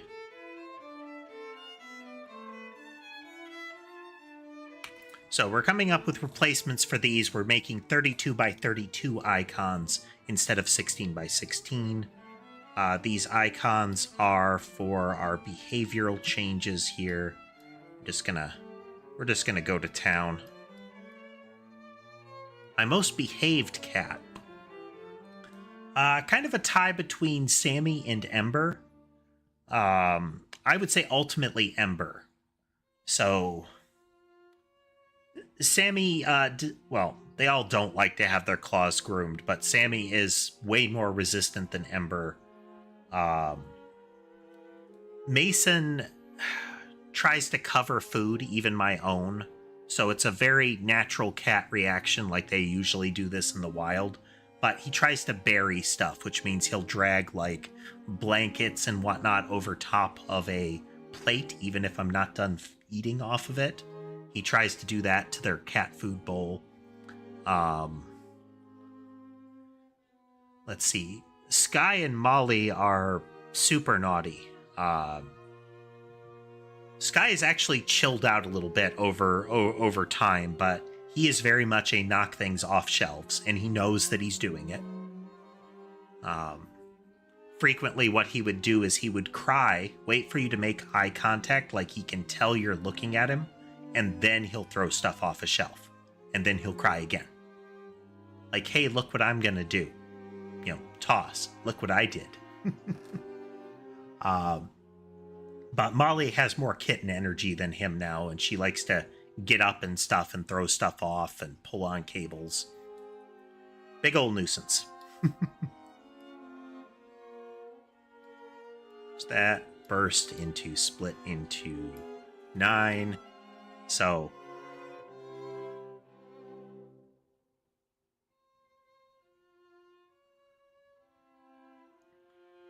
this is what I've this is not quite a calamity case, but this is a the player wins kind of case, is that you have so many projectiles on the screen. We can shift it into a calamity case by doing this. Let's see. Every second we emit 81 projectiles 3 times. And each of those projectiles can bounce, I think, 4 times. 4 to 6 times, can pierce one target, and if they get through all of that, they explode.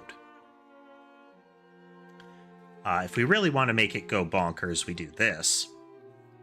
This is actual calamity case.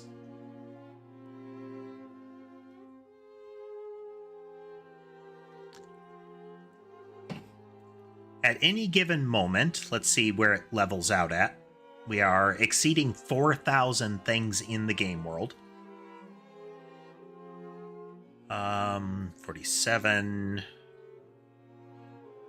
Let's say about 4,700. We're currently getting 2 to 3 frames a second.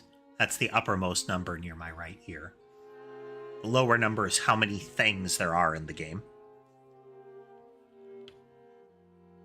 So we can kind of trot along to the left here.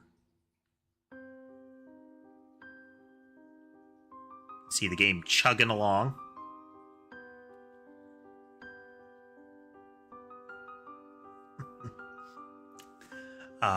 Part of the reason that this is not considered a bug for us is that we are deriving a lot of this from the spirit of the way we used to play Noida on stream. I built a mod that encouraged people to play along in the community. Like, the audience could participate by calling things out. And a big part of it was to try to make the biggest, laggiest explosion. We tried for the biggest damage numbers. So I think our best was something like it took upwards of 5 minutes per game frame, and ultimately the damage that it did when it finally ticked over was over a quintillion. So we want to preserve that spirit, the idea of you get so out of control that you can't help but win. But we want it to also feel like it's an accomplishment when you do. So here, right now, it's going completely out of control. This is if the things stop moving. So there's a lot of processing that happens every physics frame when we move along. But if I take one of these spread 3s and I replace it with a gate, and what a gate is it says you have to wait before the rest of this comes into effect. Then we're going to see a circle form around the player, like a gap. So right here. Now they're coming out in a little cluster of 3, but after 3 seconds, they start exploding again. But with just that change, we're back over 100 frames per second. This is still absolutely devastating. Like, the player wins in this circumstance. Let's replace a bounce with a track random enemy here. Welcome back, Dodds. So the projectiles are dragged towards an enemy right now. So what happens is they come out in a 3 spread in a burst of 3. So 1, 2, 3 triple spread. They are arcing out clockwise, which means they're going to come out in kind of upper right based on the way it's set up right now. After 3 seconds, they split into, each of those bullets splits into 9 more bullets and starts exploding. So if you reach this point, if you were to reach a point like this in the game, you win. There's nothing that you could really throw at this other than make the enemy's bullet spongy, and that's not the intent.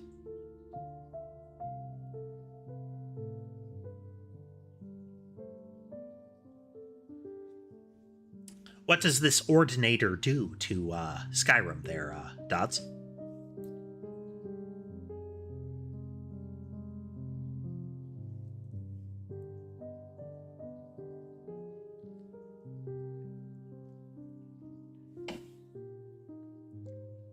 But yeah. So, we're improving icons for shape language. So we go back in here. So now we should have icons for most of our stuff.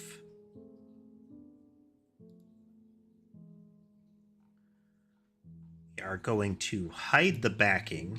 Actually, no, we're going to combine these into frame.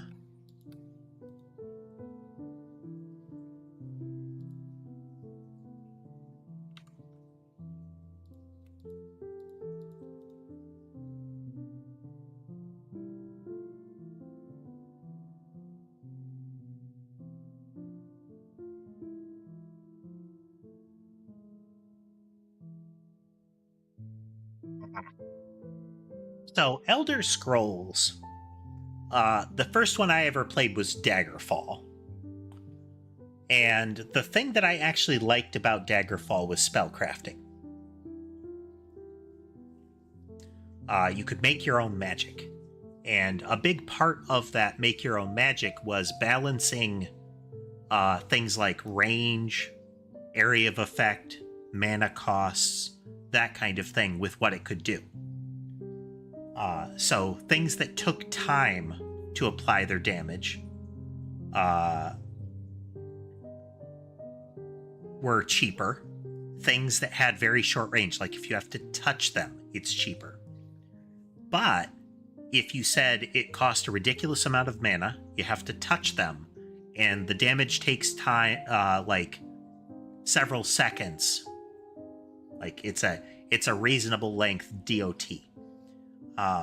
Then you can have things like the area of effect and damage numbers are ridiculously large. So I came up with a spell where I would walk into the middle of a dungeon or a town, find like a guard or a monster, and boop them on the nose, and watch the mushroom cloud.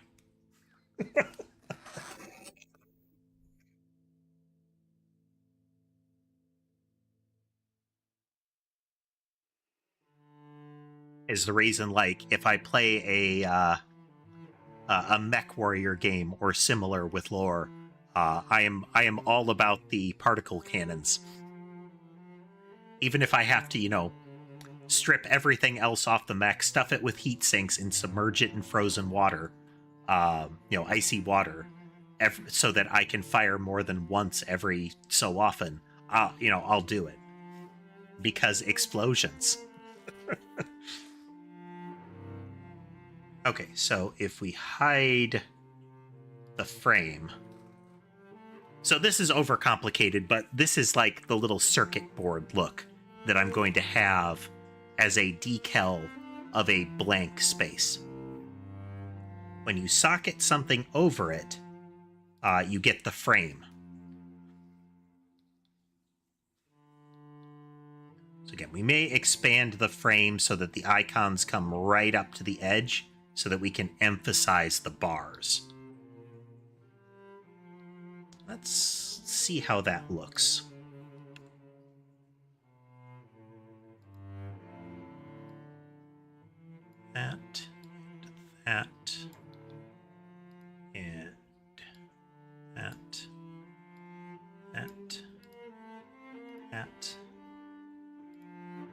pink.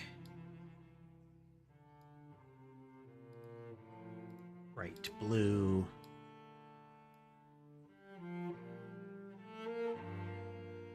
And down blue.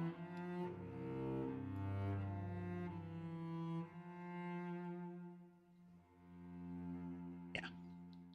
And then we go up and say like 3 spread. Yeah, okay.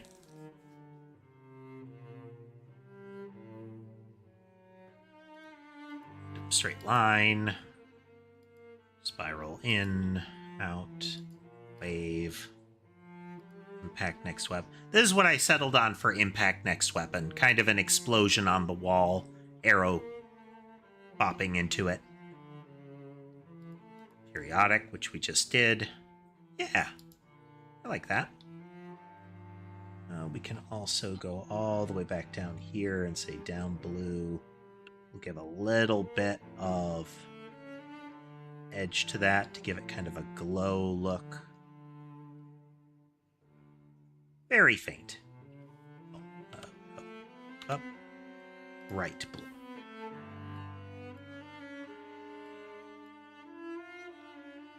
And left pink needs this. It's subtle. Yeah, let's give it a little bit more. Yeah, that'll do. We don't want it to be too emphasized.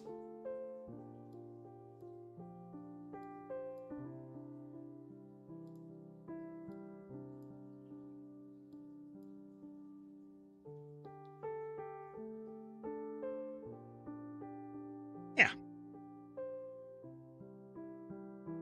Because then we can have things like that.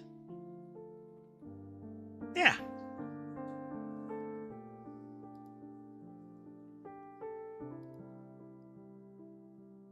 Okay, we do need a full frame backing, though. Something around the edge there where they will meet up.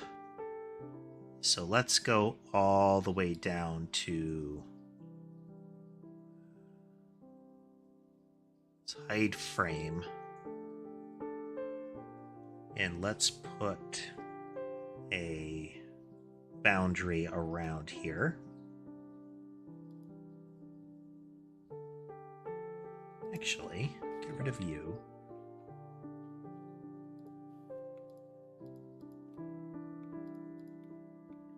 I'm going to put all of these into one folder real quick.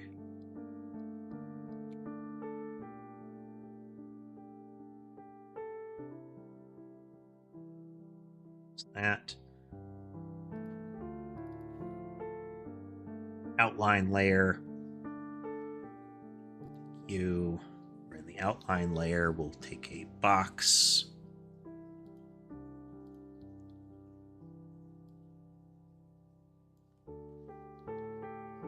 Just so. And now, when we put the frame on, we just have the black outline there. So the chip, the frame will be part of the icon that's placed. This is like an empty one.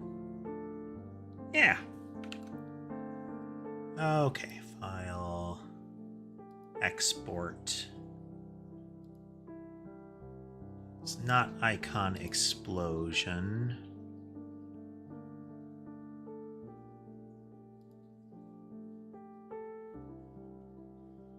What would this one be? This is empty, icon blank.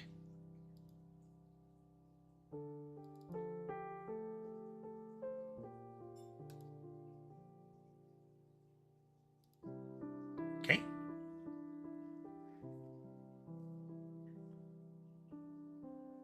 So now we're going to go through, we're going to put our frame on. And we are going to, for most of these, not have down blue.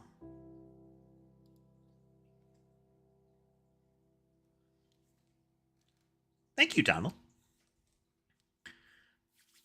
A big part of today is also like talking with you folks about what it looks like as far as what you're seeing, because that's a big aspect of this, is trying to make it like legible.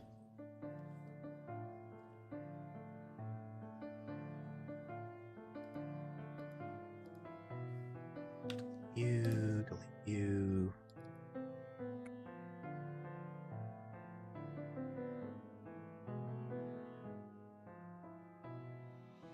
Okay, and this is a weapon, so it won't have left pink.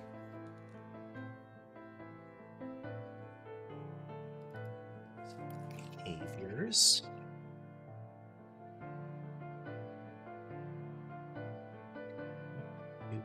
You. I'm gonna make a new group.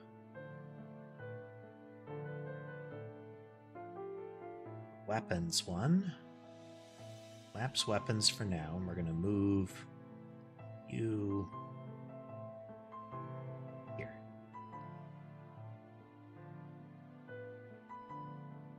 Okay. Those behaviors, open weapons, add yarn ball.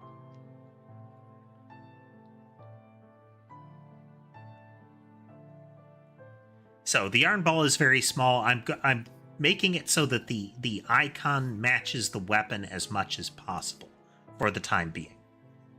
I do need to add the little tail to the yarn ball, but we'll get there.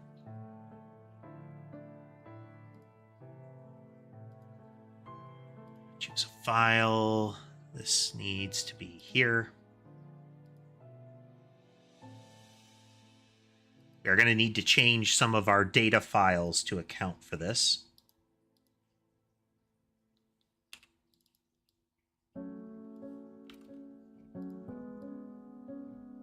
This weapon is quite literally red dot.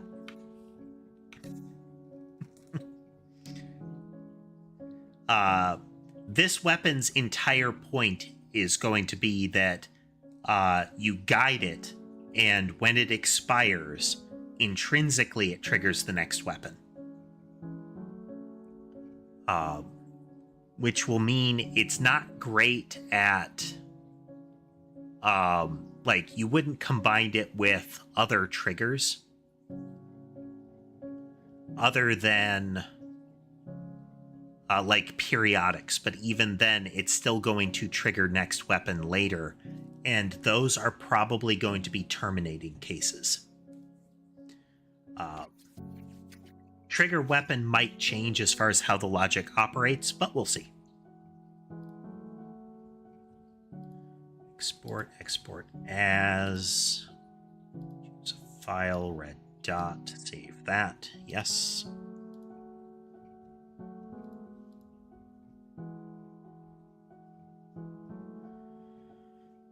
Explosion is eventually going to be changed into some sort of particle effect so that I can get something a little bit more robust. I'm going to be changing what exactly this is, because explosion entities are not persistent entities. They're a persistent visual, but their behaviors happen instantaneously. Most likely, explosion is going to be wrapped up into another modifier. So we may change things like the impact trigger into impact explosion kind of thing. Like, there might be a specific one for that.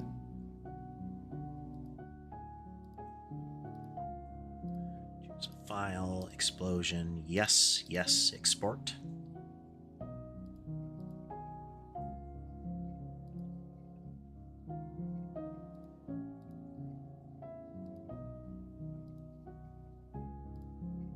Mouse. Yes, export. Okay, those are our weapons. So we'll hide those for now.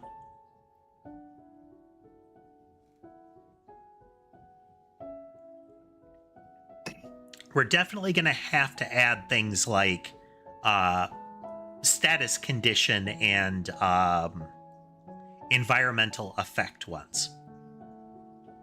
Like this creates a field on the ground or a cloud or something like that that is not, that is some sort of lingering effect. Yeah, lingering abilities.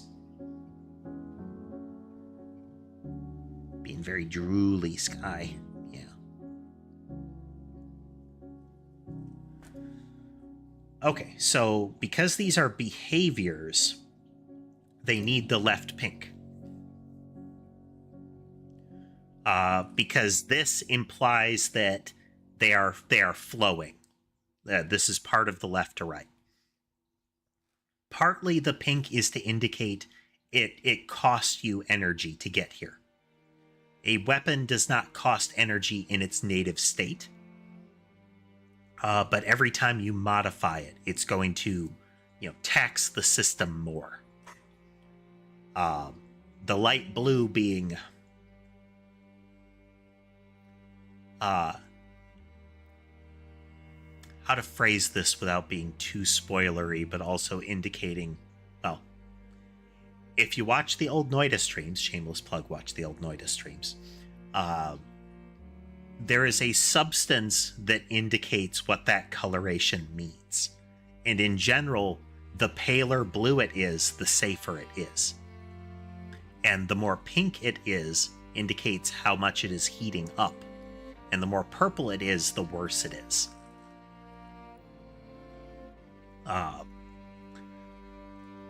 But in this case, it's, proceed in this direction, but it has heated up more. Ideally, there would be some sort of indicator that it would glow more pink as you added more and more of them. I would kind of like that. We'll cross that bridge when we get there.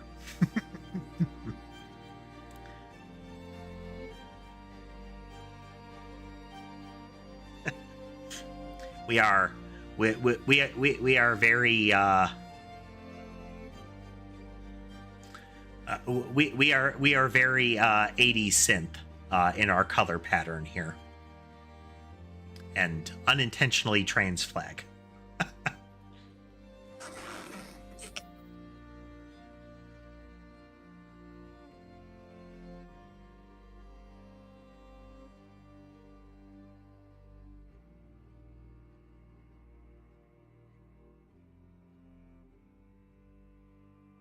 Okay, so for our 3 spread, we'll get that in there.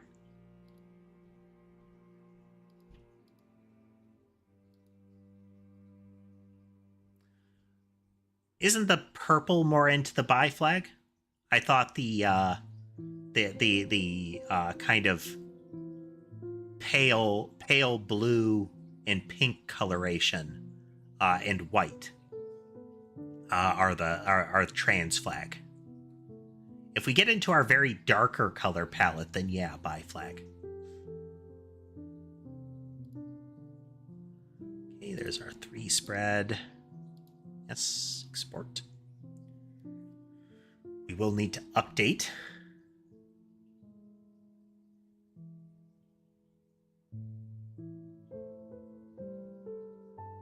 That term is unfamiliar to me.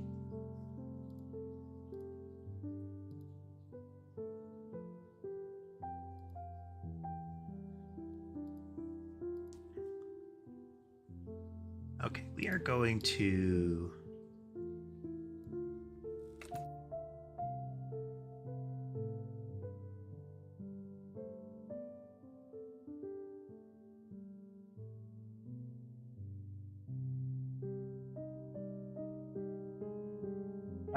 Oh, okay, yeah.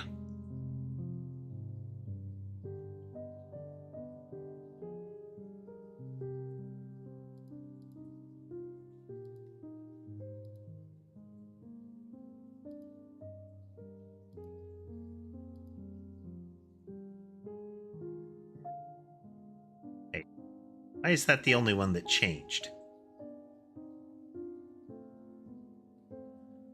Something's not quite right.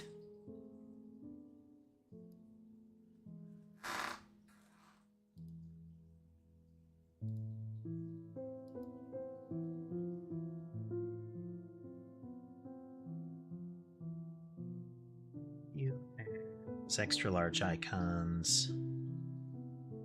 Okay, no, they're changing.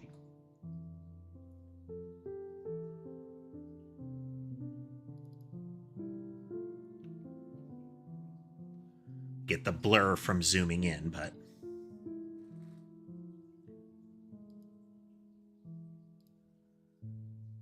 okay. Okay, we got our spiral out. Let's change that file, export.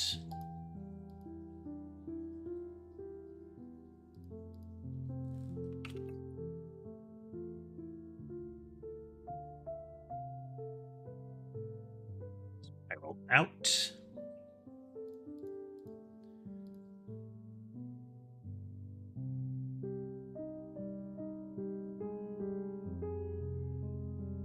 Spiral in.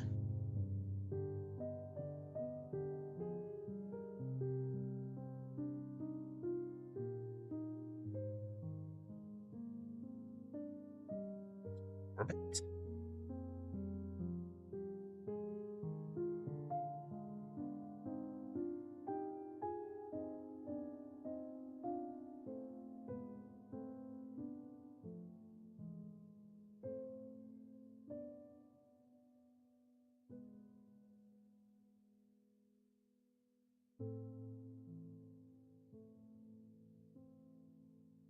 Exporting the files is we are.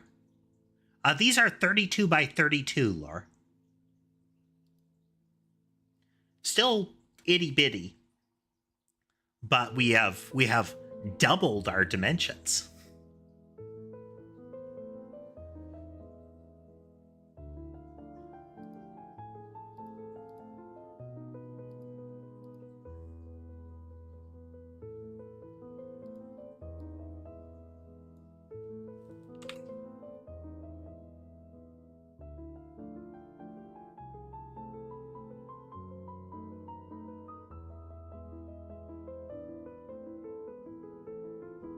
I've shifted the default sprite scale of my game over to 32. It makes a big difference visually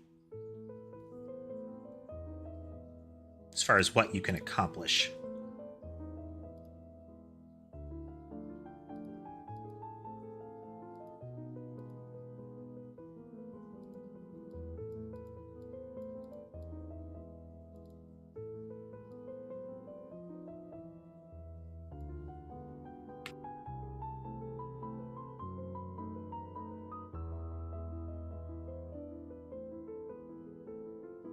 I would actually kind of lean in the direction of this is a reasonable minimum if you want to be able to easily convey more information.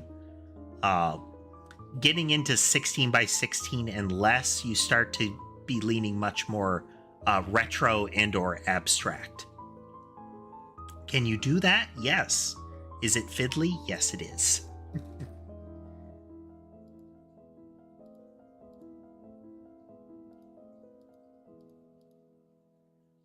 Let's pierce. Yes. Yes. Yes.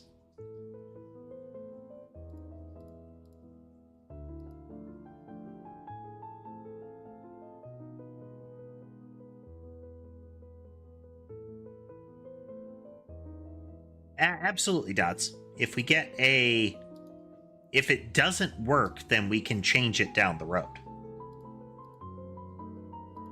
Okay, these are triggers. So instead of right, we now have down.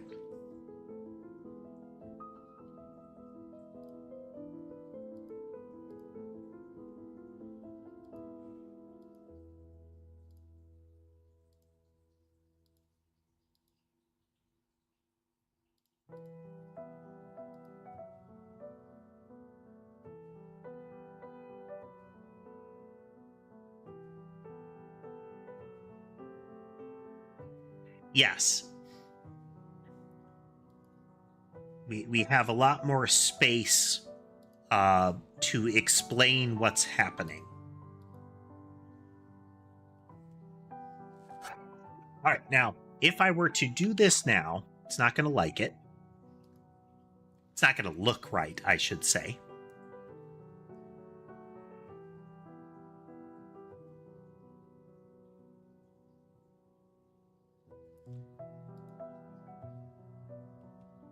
Oh, wow. No, it looks fine. What the hell?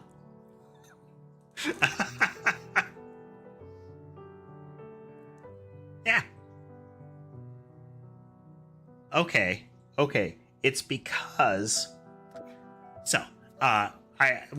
what all of this is, that this visual element is a canvas item. It's a canvas layer in Godot. A canvas layer is drawn on the screen, essentially. So the blobs and whatnot, the projectiles, all of that is happening in world space, in kind of the game space. But as far as rendering is concerned, when I create a canvas layer, that usually happens relative to the screen. So what I've told it is, I'm within the space that I have given you, render this sprite. So it's putting these 32 by 32 sprites. I would still like it to properly fit to the screen, but this works fine. I will need to add a background to the blank. So we drag you up here. We'll do some spreads. Oh, that's right. We don't have burst 3 wired into the 3 burst. Do that. And we will impact explode.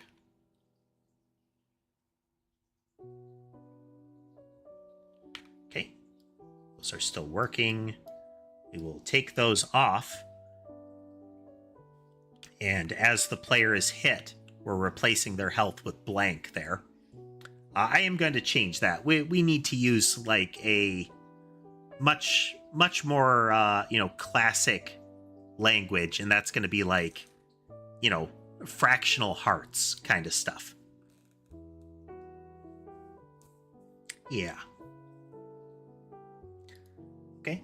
Be right back, and then we're going to fiddle with some more icons.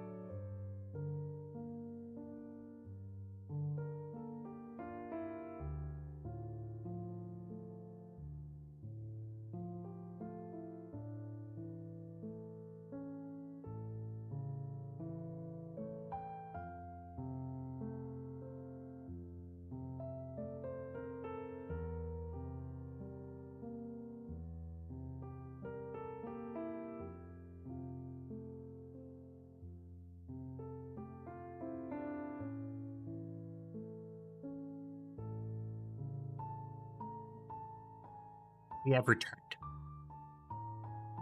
I see Dodds had to or has to step away, so whether you're still here or not, thanks for swinging through, Dodds.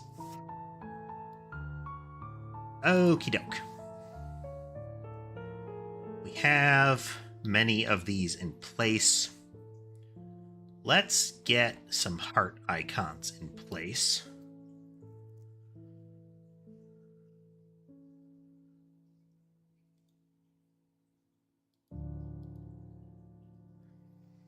We also need to have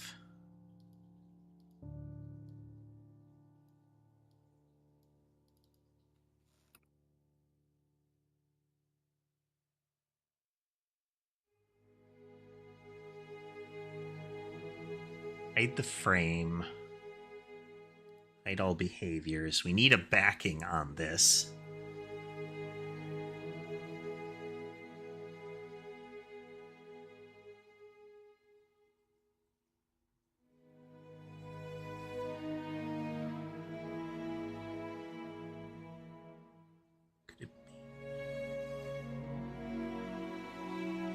I don't want to use our basic grays here, because that'll cause some of this to vanish. We could do just black, but I don't know that I like that at all.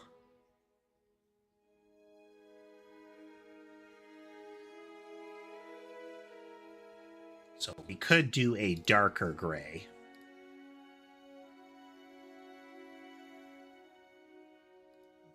Palette.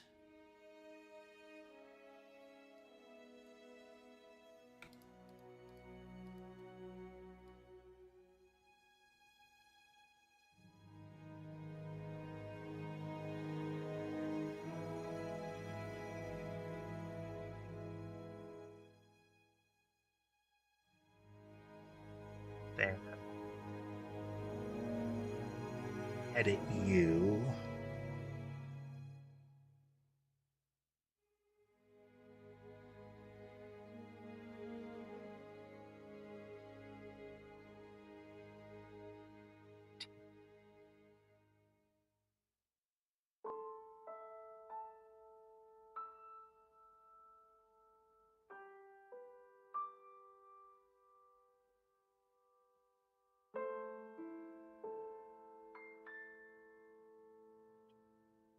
Saturation value. We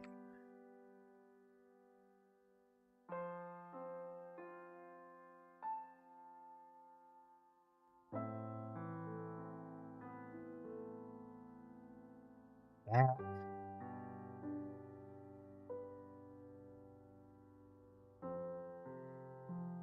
Not ideal. We're going to have to come up with some other backing color, but we'll save that. We're going to export this as a blank.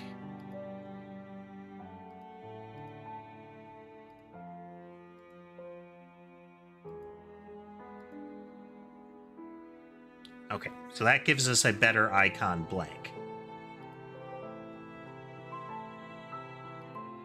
Hide the background here. We're going to hide our outline.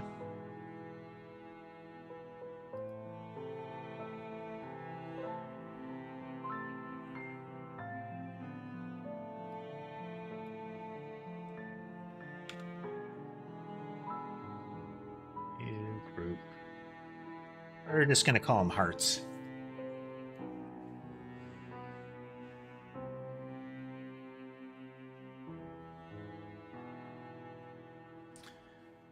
So let's go with, I think, some reasonably easy language for this.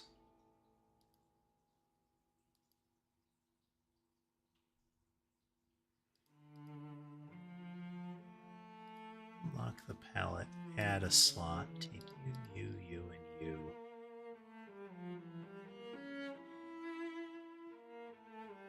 That.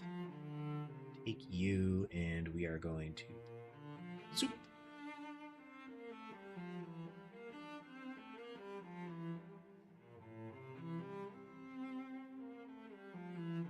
Palette, so we keep that separate It's not part of our default palette.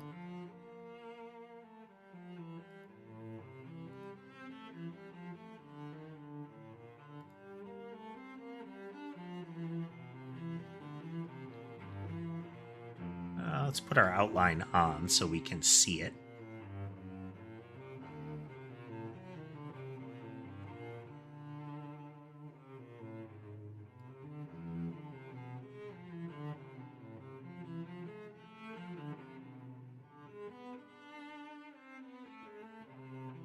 That.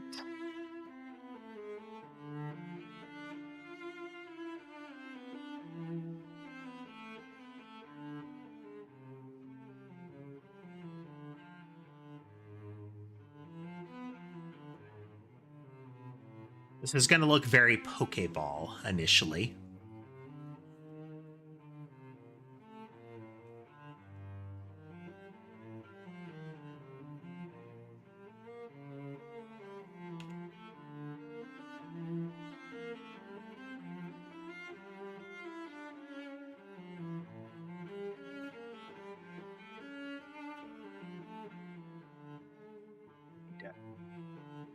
Do that again. We are going to do our circles with a single pixel.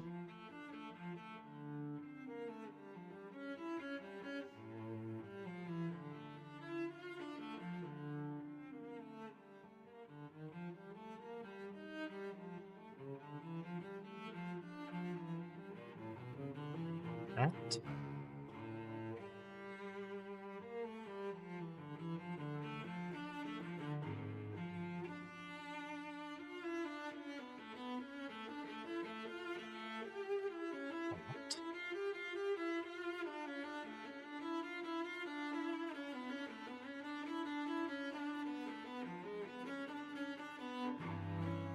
Actually, two Pokeball, you know?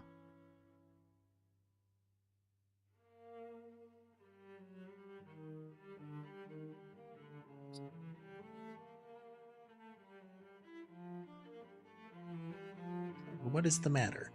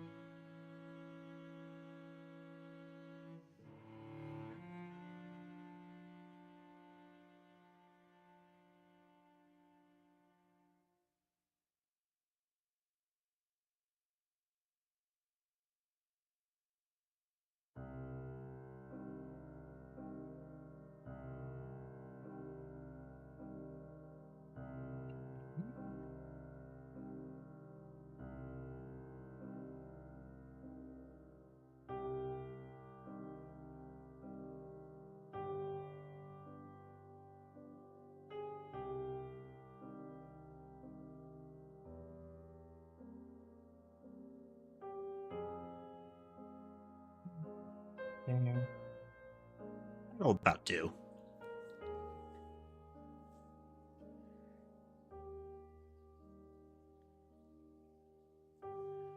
Now we're going to add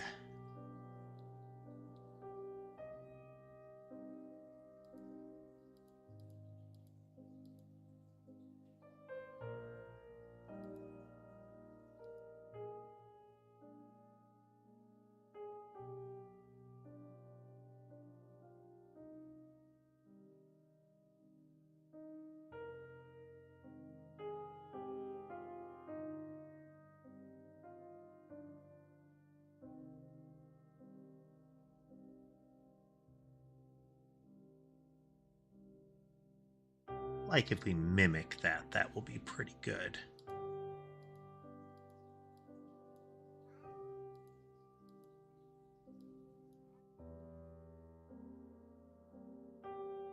No. Don't you touch that. There's food in your dish, sir. Sky is a very chatty cat. If you talk to him, he'll talk back.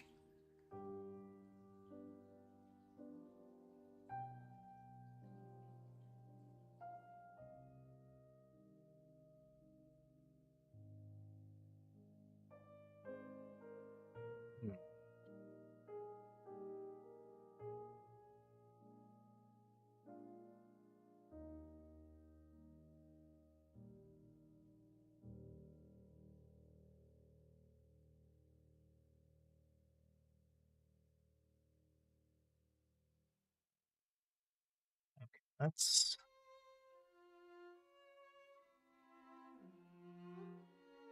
rethink that. So this needs to have a mechanical aspect to it. This is the old model core. This is the core before the heart that you can see here. This is a catbot core.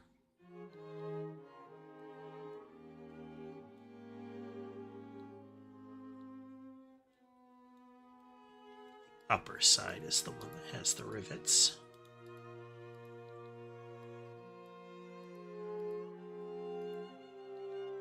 Let's raise that up just a bit.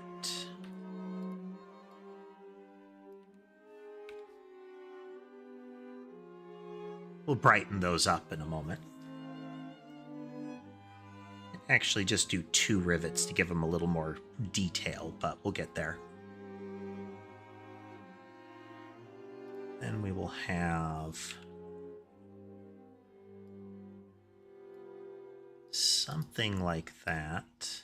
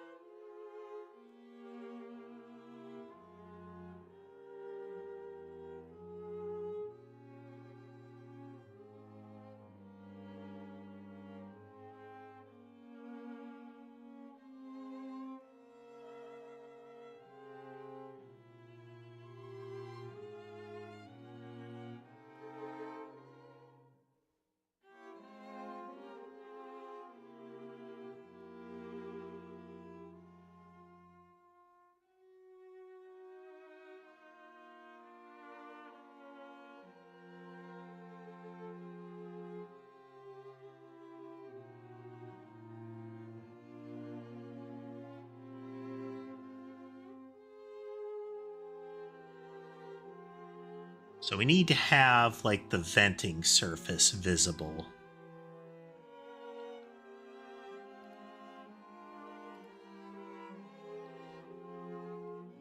The part of the core that gets rid of the overheated stuff.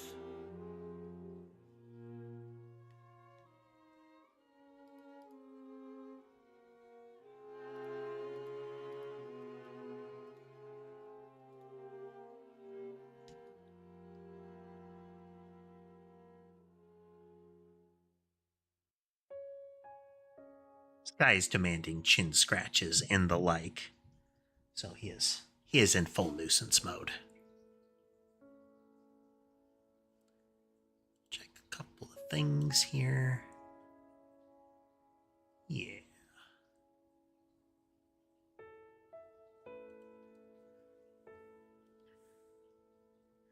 Gotta think on this one a little bit more. So the element that's missing, I want to have like a coils look to it, as if there is like a draped cables kind of vibe.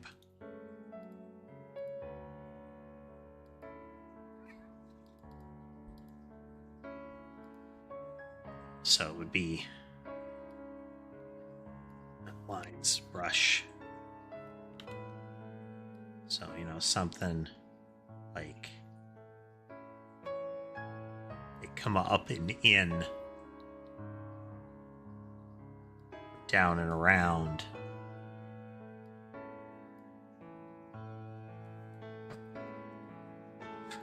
Probably like radiator fins as well, but I would like some tubes. Give it a much more irregular look to it.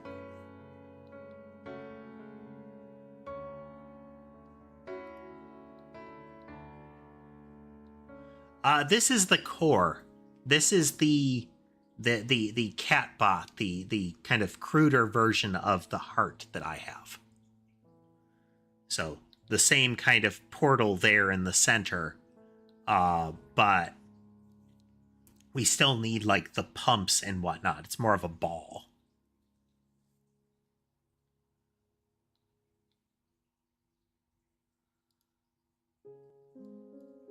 Do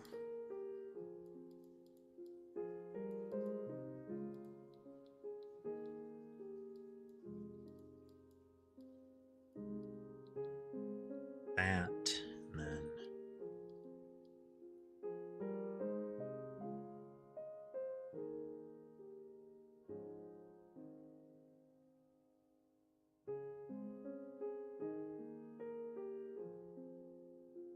kind of like that. We'll need to outline them properly and like fiddle with them. But we'll have that, and then probably some little greeblies hanging out in other spots. But this would be just kind of like a health bar thing on the screen. For the time being, they will go away when you're hit. But there will be different types of them, kind of a la Binding of Isaac kind of game where you add in different types of hearts.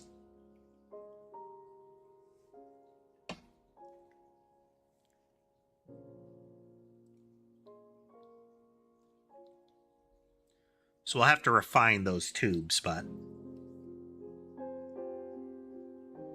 is kind of what we want.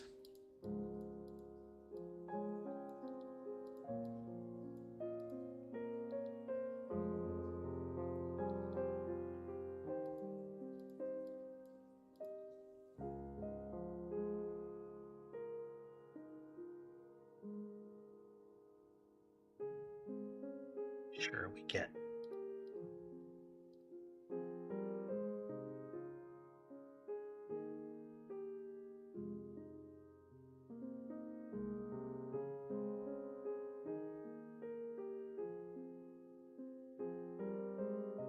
need to define if we're going to do, full coil around how we present the 3D aspect of it, the pseudo 3D.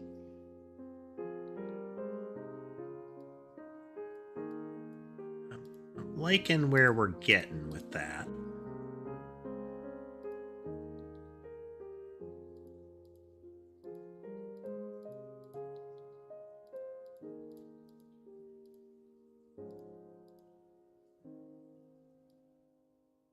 We'll have to have like fastening points to them so that you can see, where they're going and where they're coming from.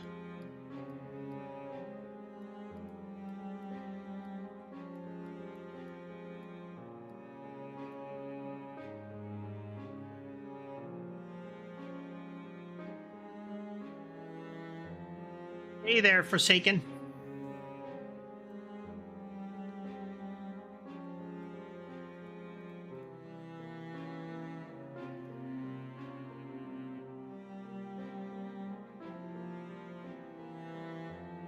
Working on some icons at the moment.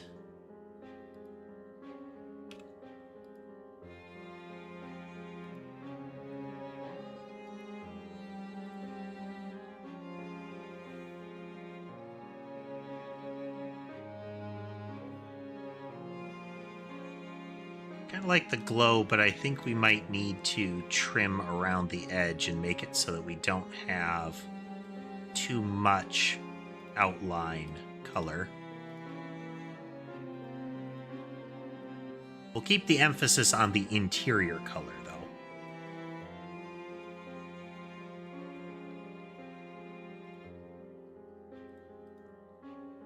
Gives us a little more flexibility with placement.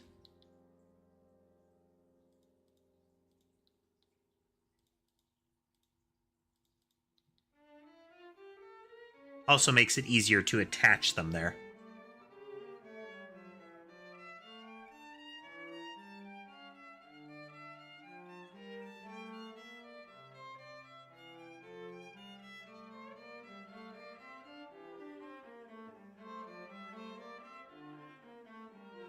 Yeah, we could probably remove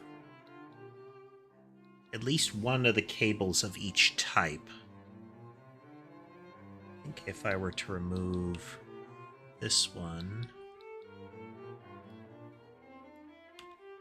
and that one, then it gives us more room for doodads.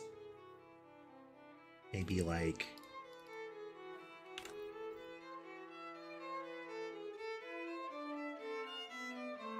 layer.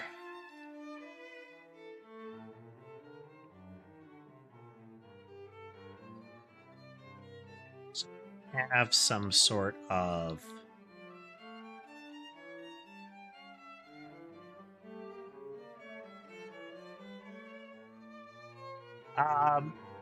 Greebly sometimes gets used for just the little random details that get added to stuff.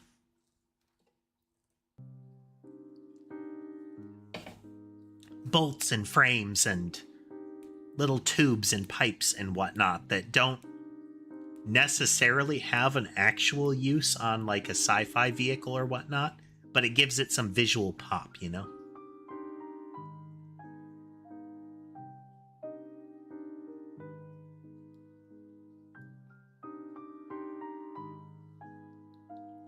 So we could have some sort of coil there.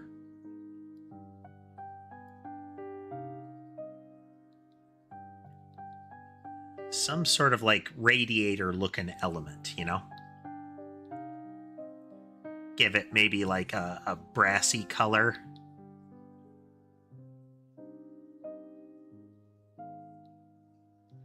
It's a little asymmetric off of it. Now if we turn,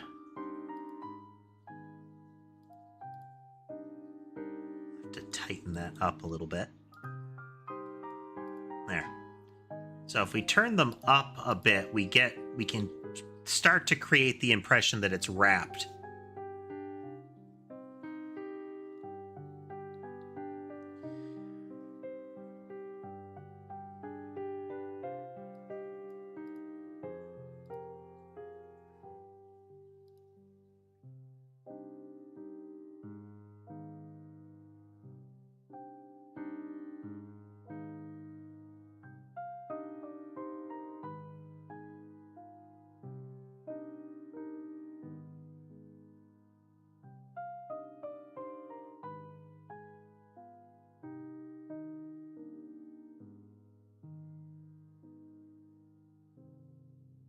Right about there.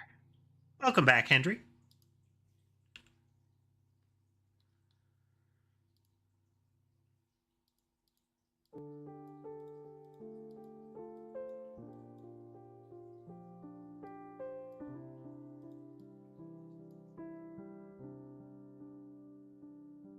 Kind of. We'll have to tweak that a little bit, but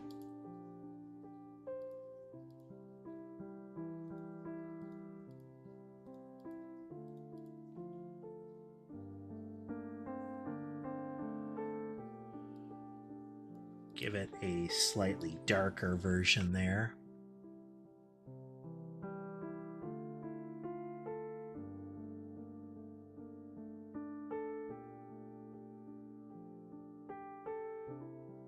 Not the best way to create a darker color.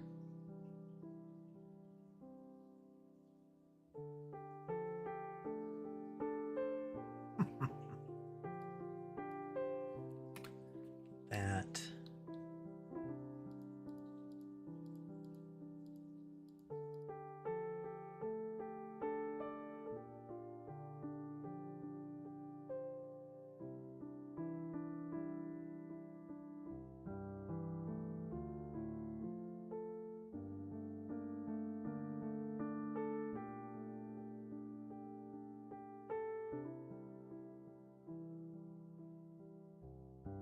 quite what we're going for.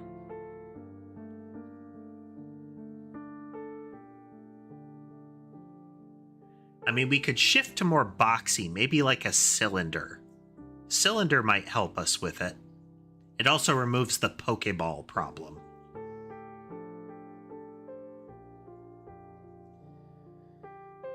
I mean, we don't want to anger Nintendo. They've been extra litigious lately.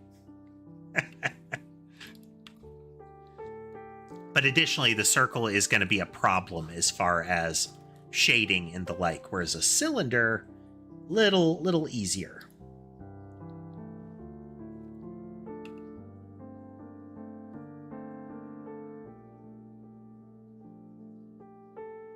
Like this. We've been at this one 10 minutes tops, I think.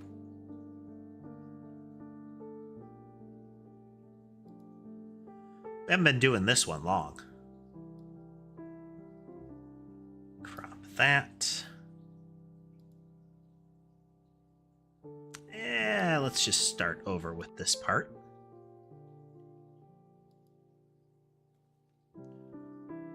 Circle for the top.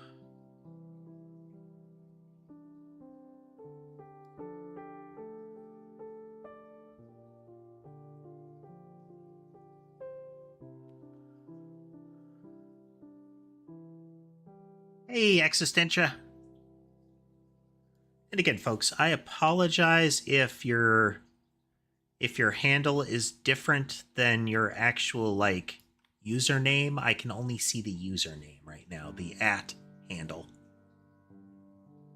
Kitty cats are doing fine. They're doing fine.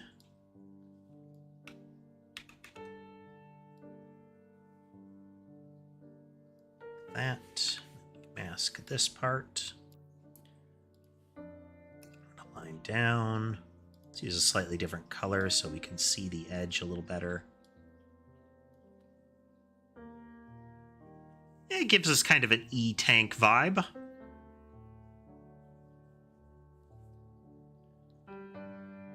If we then add another matching layer here, we could emphasize that. Don't know if we're gonna.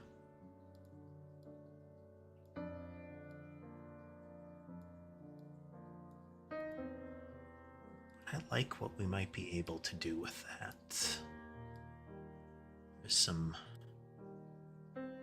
symbol that we could invoke with that. Yeah.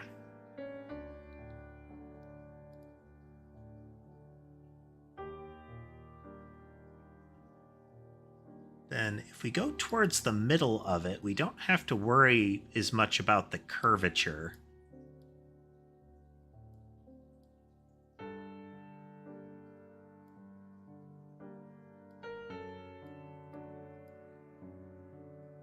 Markers like that, 1, 2.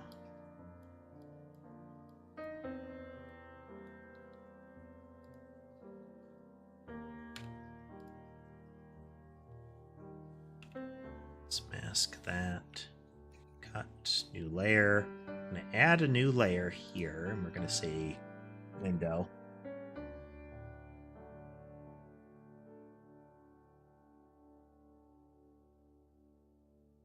Add a little bit this kind of nonsense to imply that it is glass. You see the same thing in Minecraft.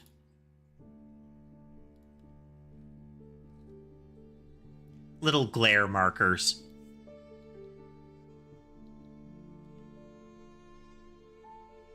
We'll see if we stick with that. But this lets us... Oh, wow. That's really close to fitting already. Oops. It's like tubes.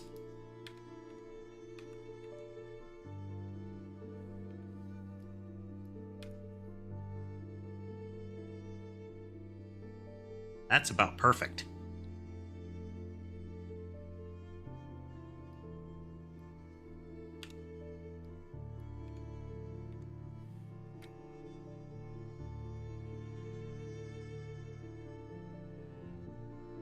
Extend that out a little bit.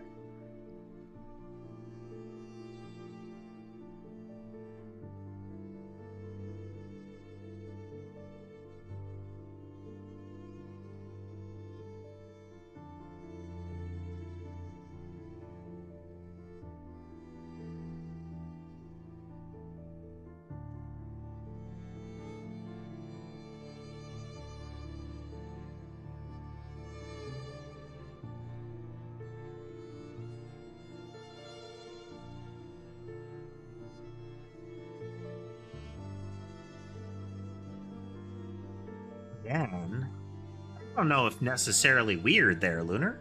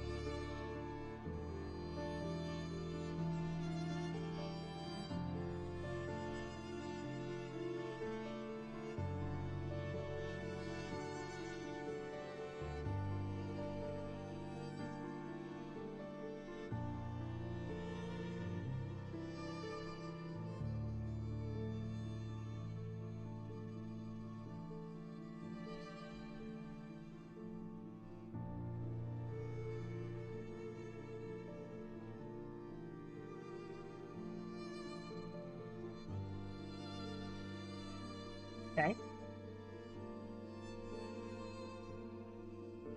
Again, this is going to be relatively small as far as how it actually looks on screen. But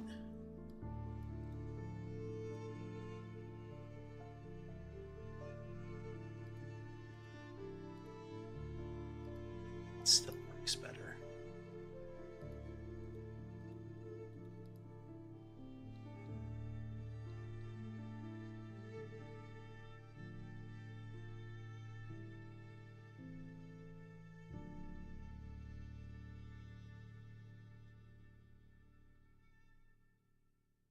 Yeah. I think this is a good starting point.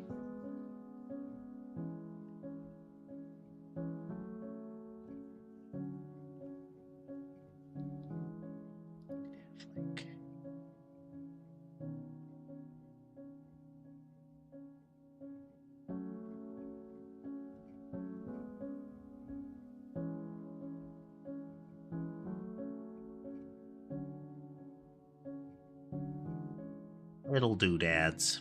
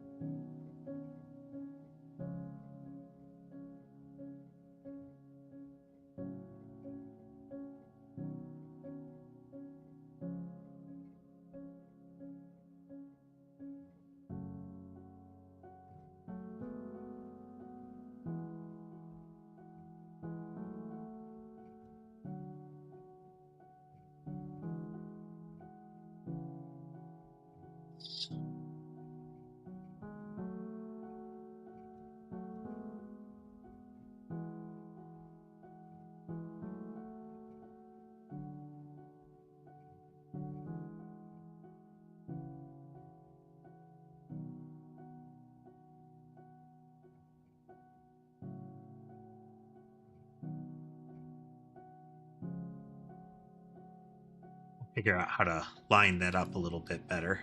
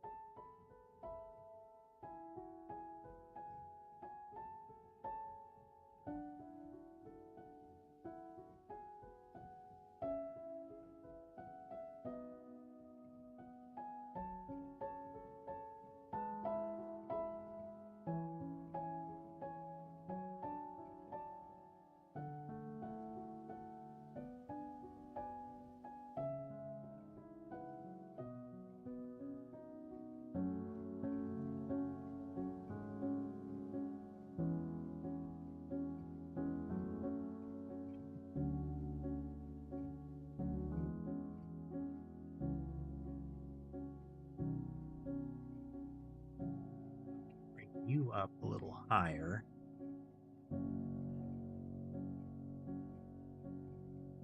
We could run that right across the top, potentially.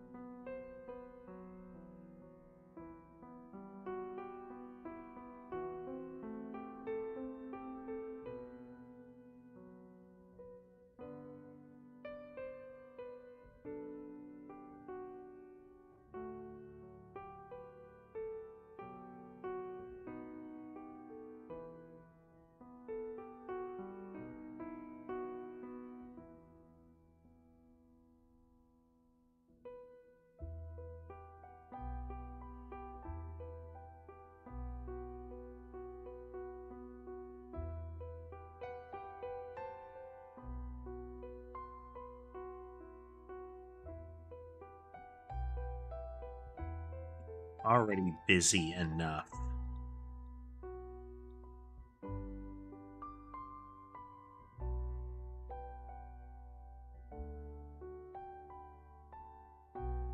Go with that.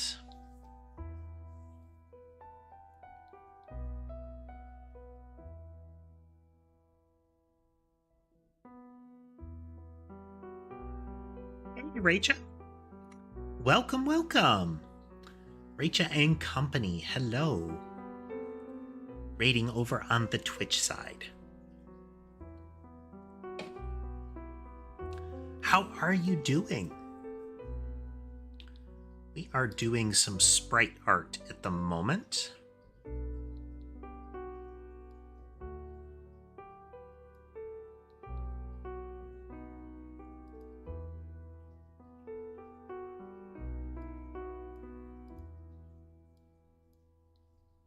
How are we going to do that without outlines? So, oh, what's your programming? Right?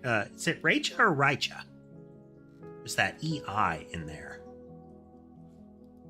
This is what we're working on. We're getting our new sprites in place here. Might change that again, but we'll see.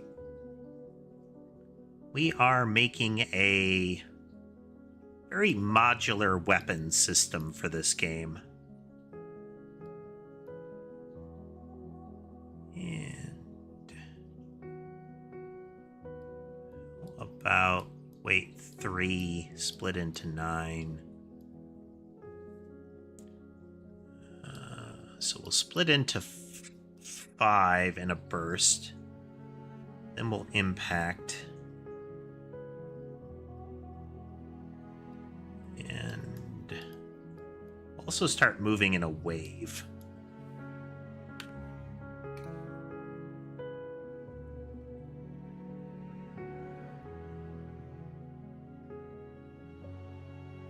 There we go.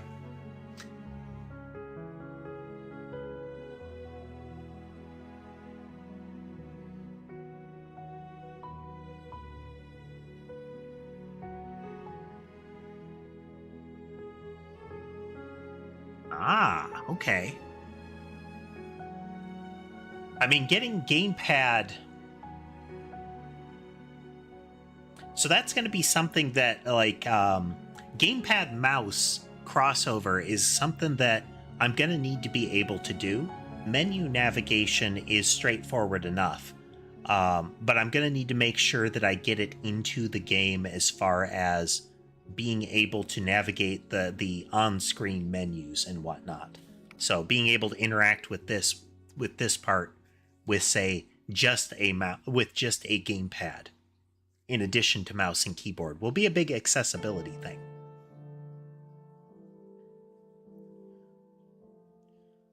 Because there are plenty of folks out there that can't that aren't going to be able to use like mouse and keyboard input. Whether that be by preference or by necessity. Yeah.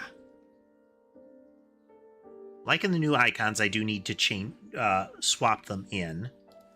We're adding the health thing. How do I want to do the cap on this?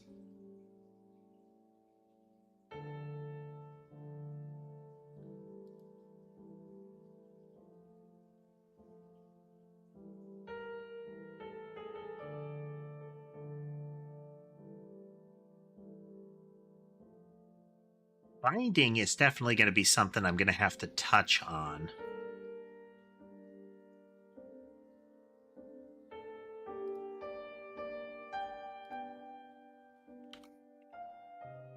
Don't want to have hard outlines. I think I'm going to need to in order to preserve this shape.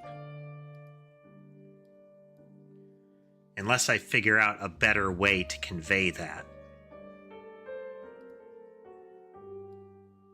But it'll do for now.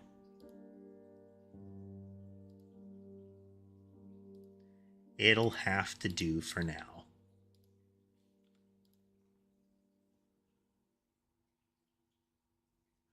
Yes, average Godot. We are writing a Godot project in C# here. Our primary coding language in this project is C#. We bump into Godot only when we're setting up raw scene objects in Similar. Most of the stuff we're doing is like we're generating the tree ourselves in the C# code. The images end up getting imported because that is the nature of Godot. But from a practical perspective, I'm trying to avoid touching the Godot side as much as possible. Not because it is bad, but because I'm getting some really good performance results out of just the C# side.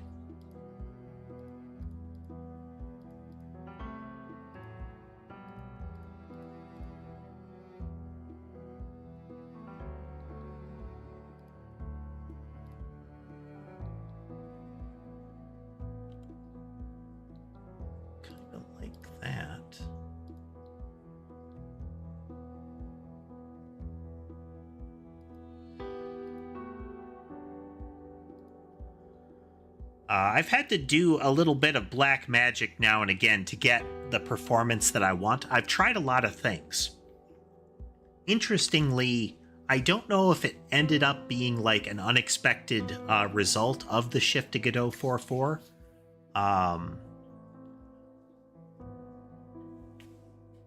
Well, thanks for swinging through. It's I'm gonna say Raicha.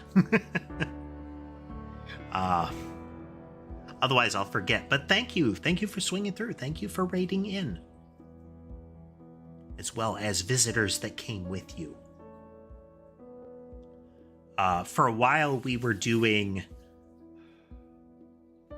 had all of our rendering and all of our collision detection was on the GPU for a while. I wouldn't recommend that if you can avoid it, but we were doing it. Performance was actually pretty good.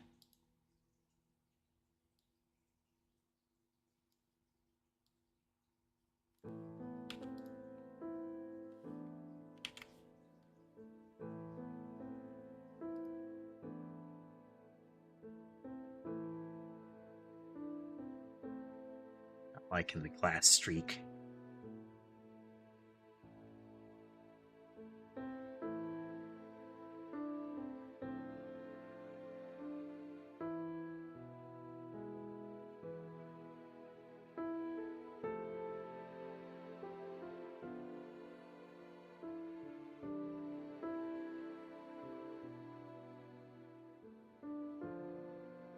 Underscore for consistency.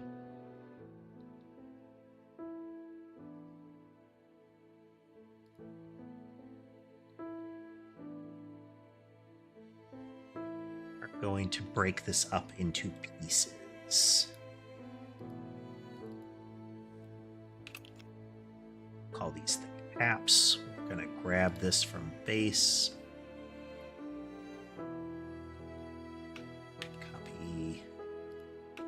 paste.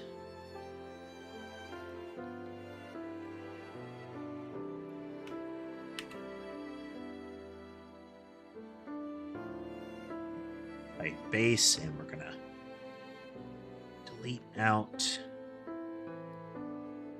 the liquid part.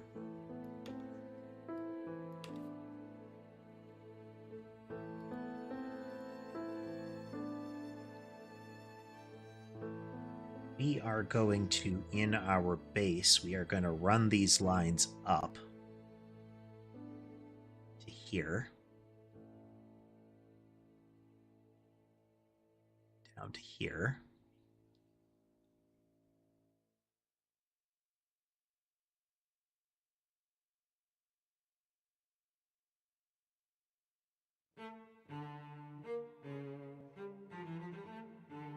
We are doing this so that we can have recolored versions of the interior without having to mess around much. Mask.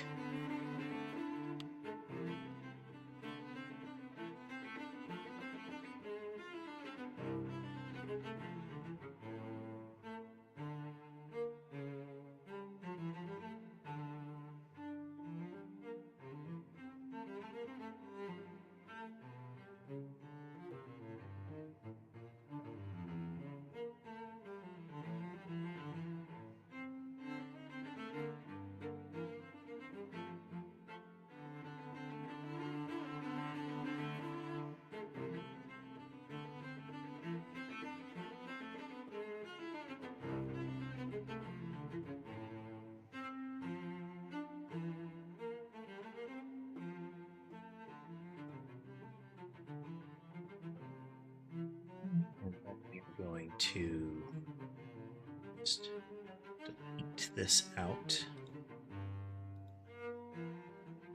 Oops.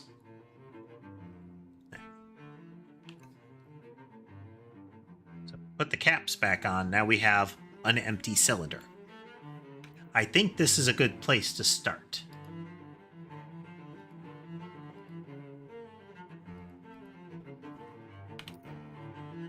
Do heart underscore. We'll change the name of that other one when we get in there.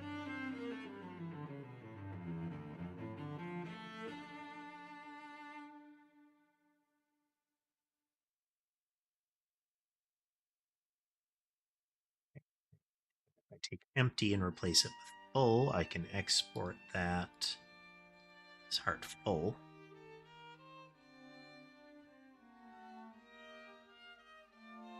All right, now we have those, and we can go into our code and get to player state. Think base player state. Somewhere in here we should have some icon names, but maybe not. HUD health. Base health UI.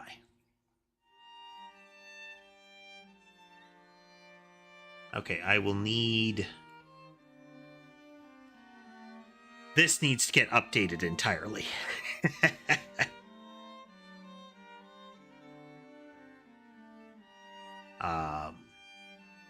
Okay.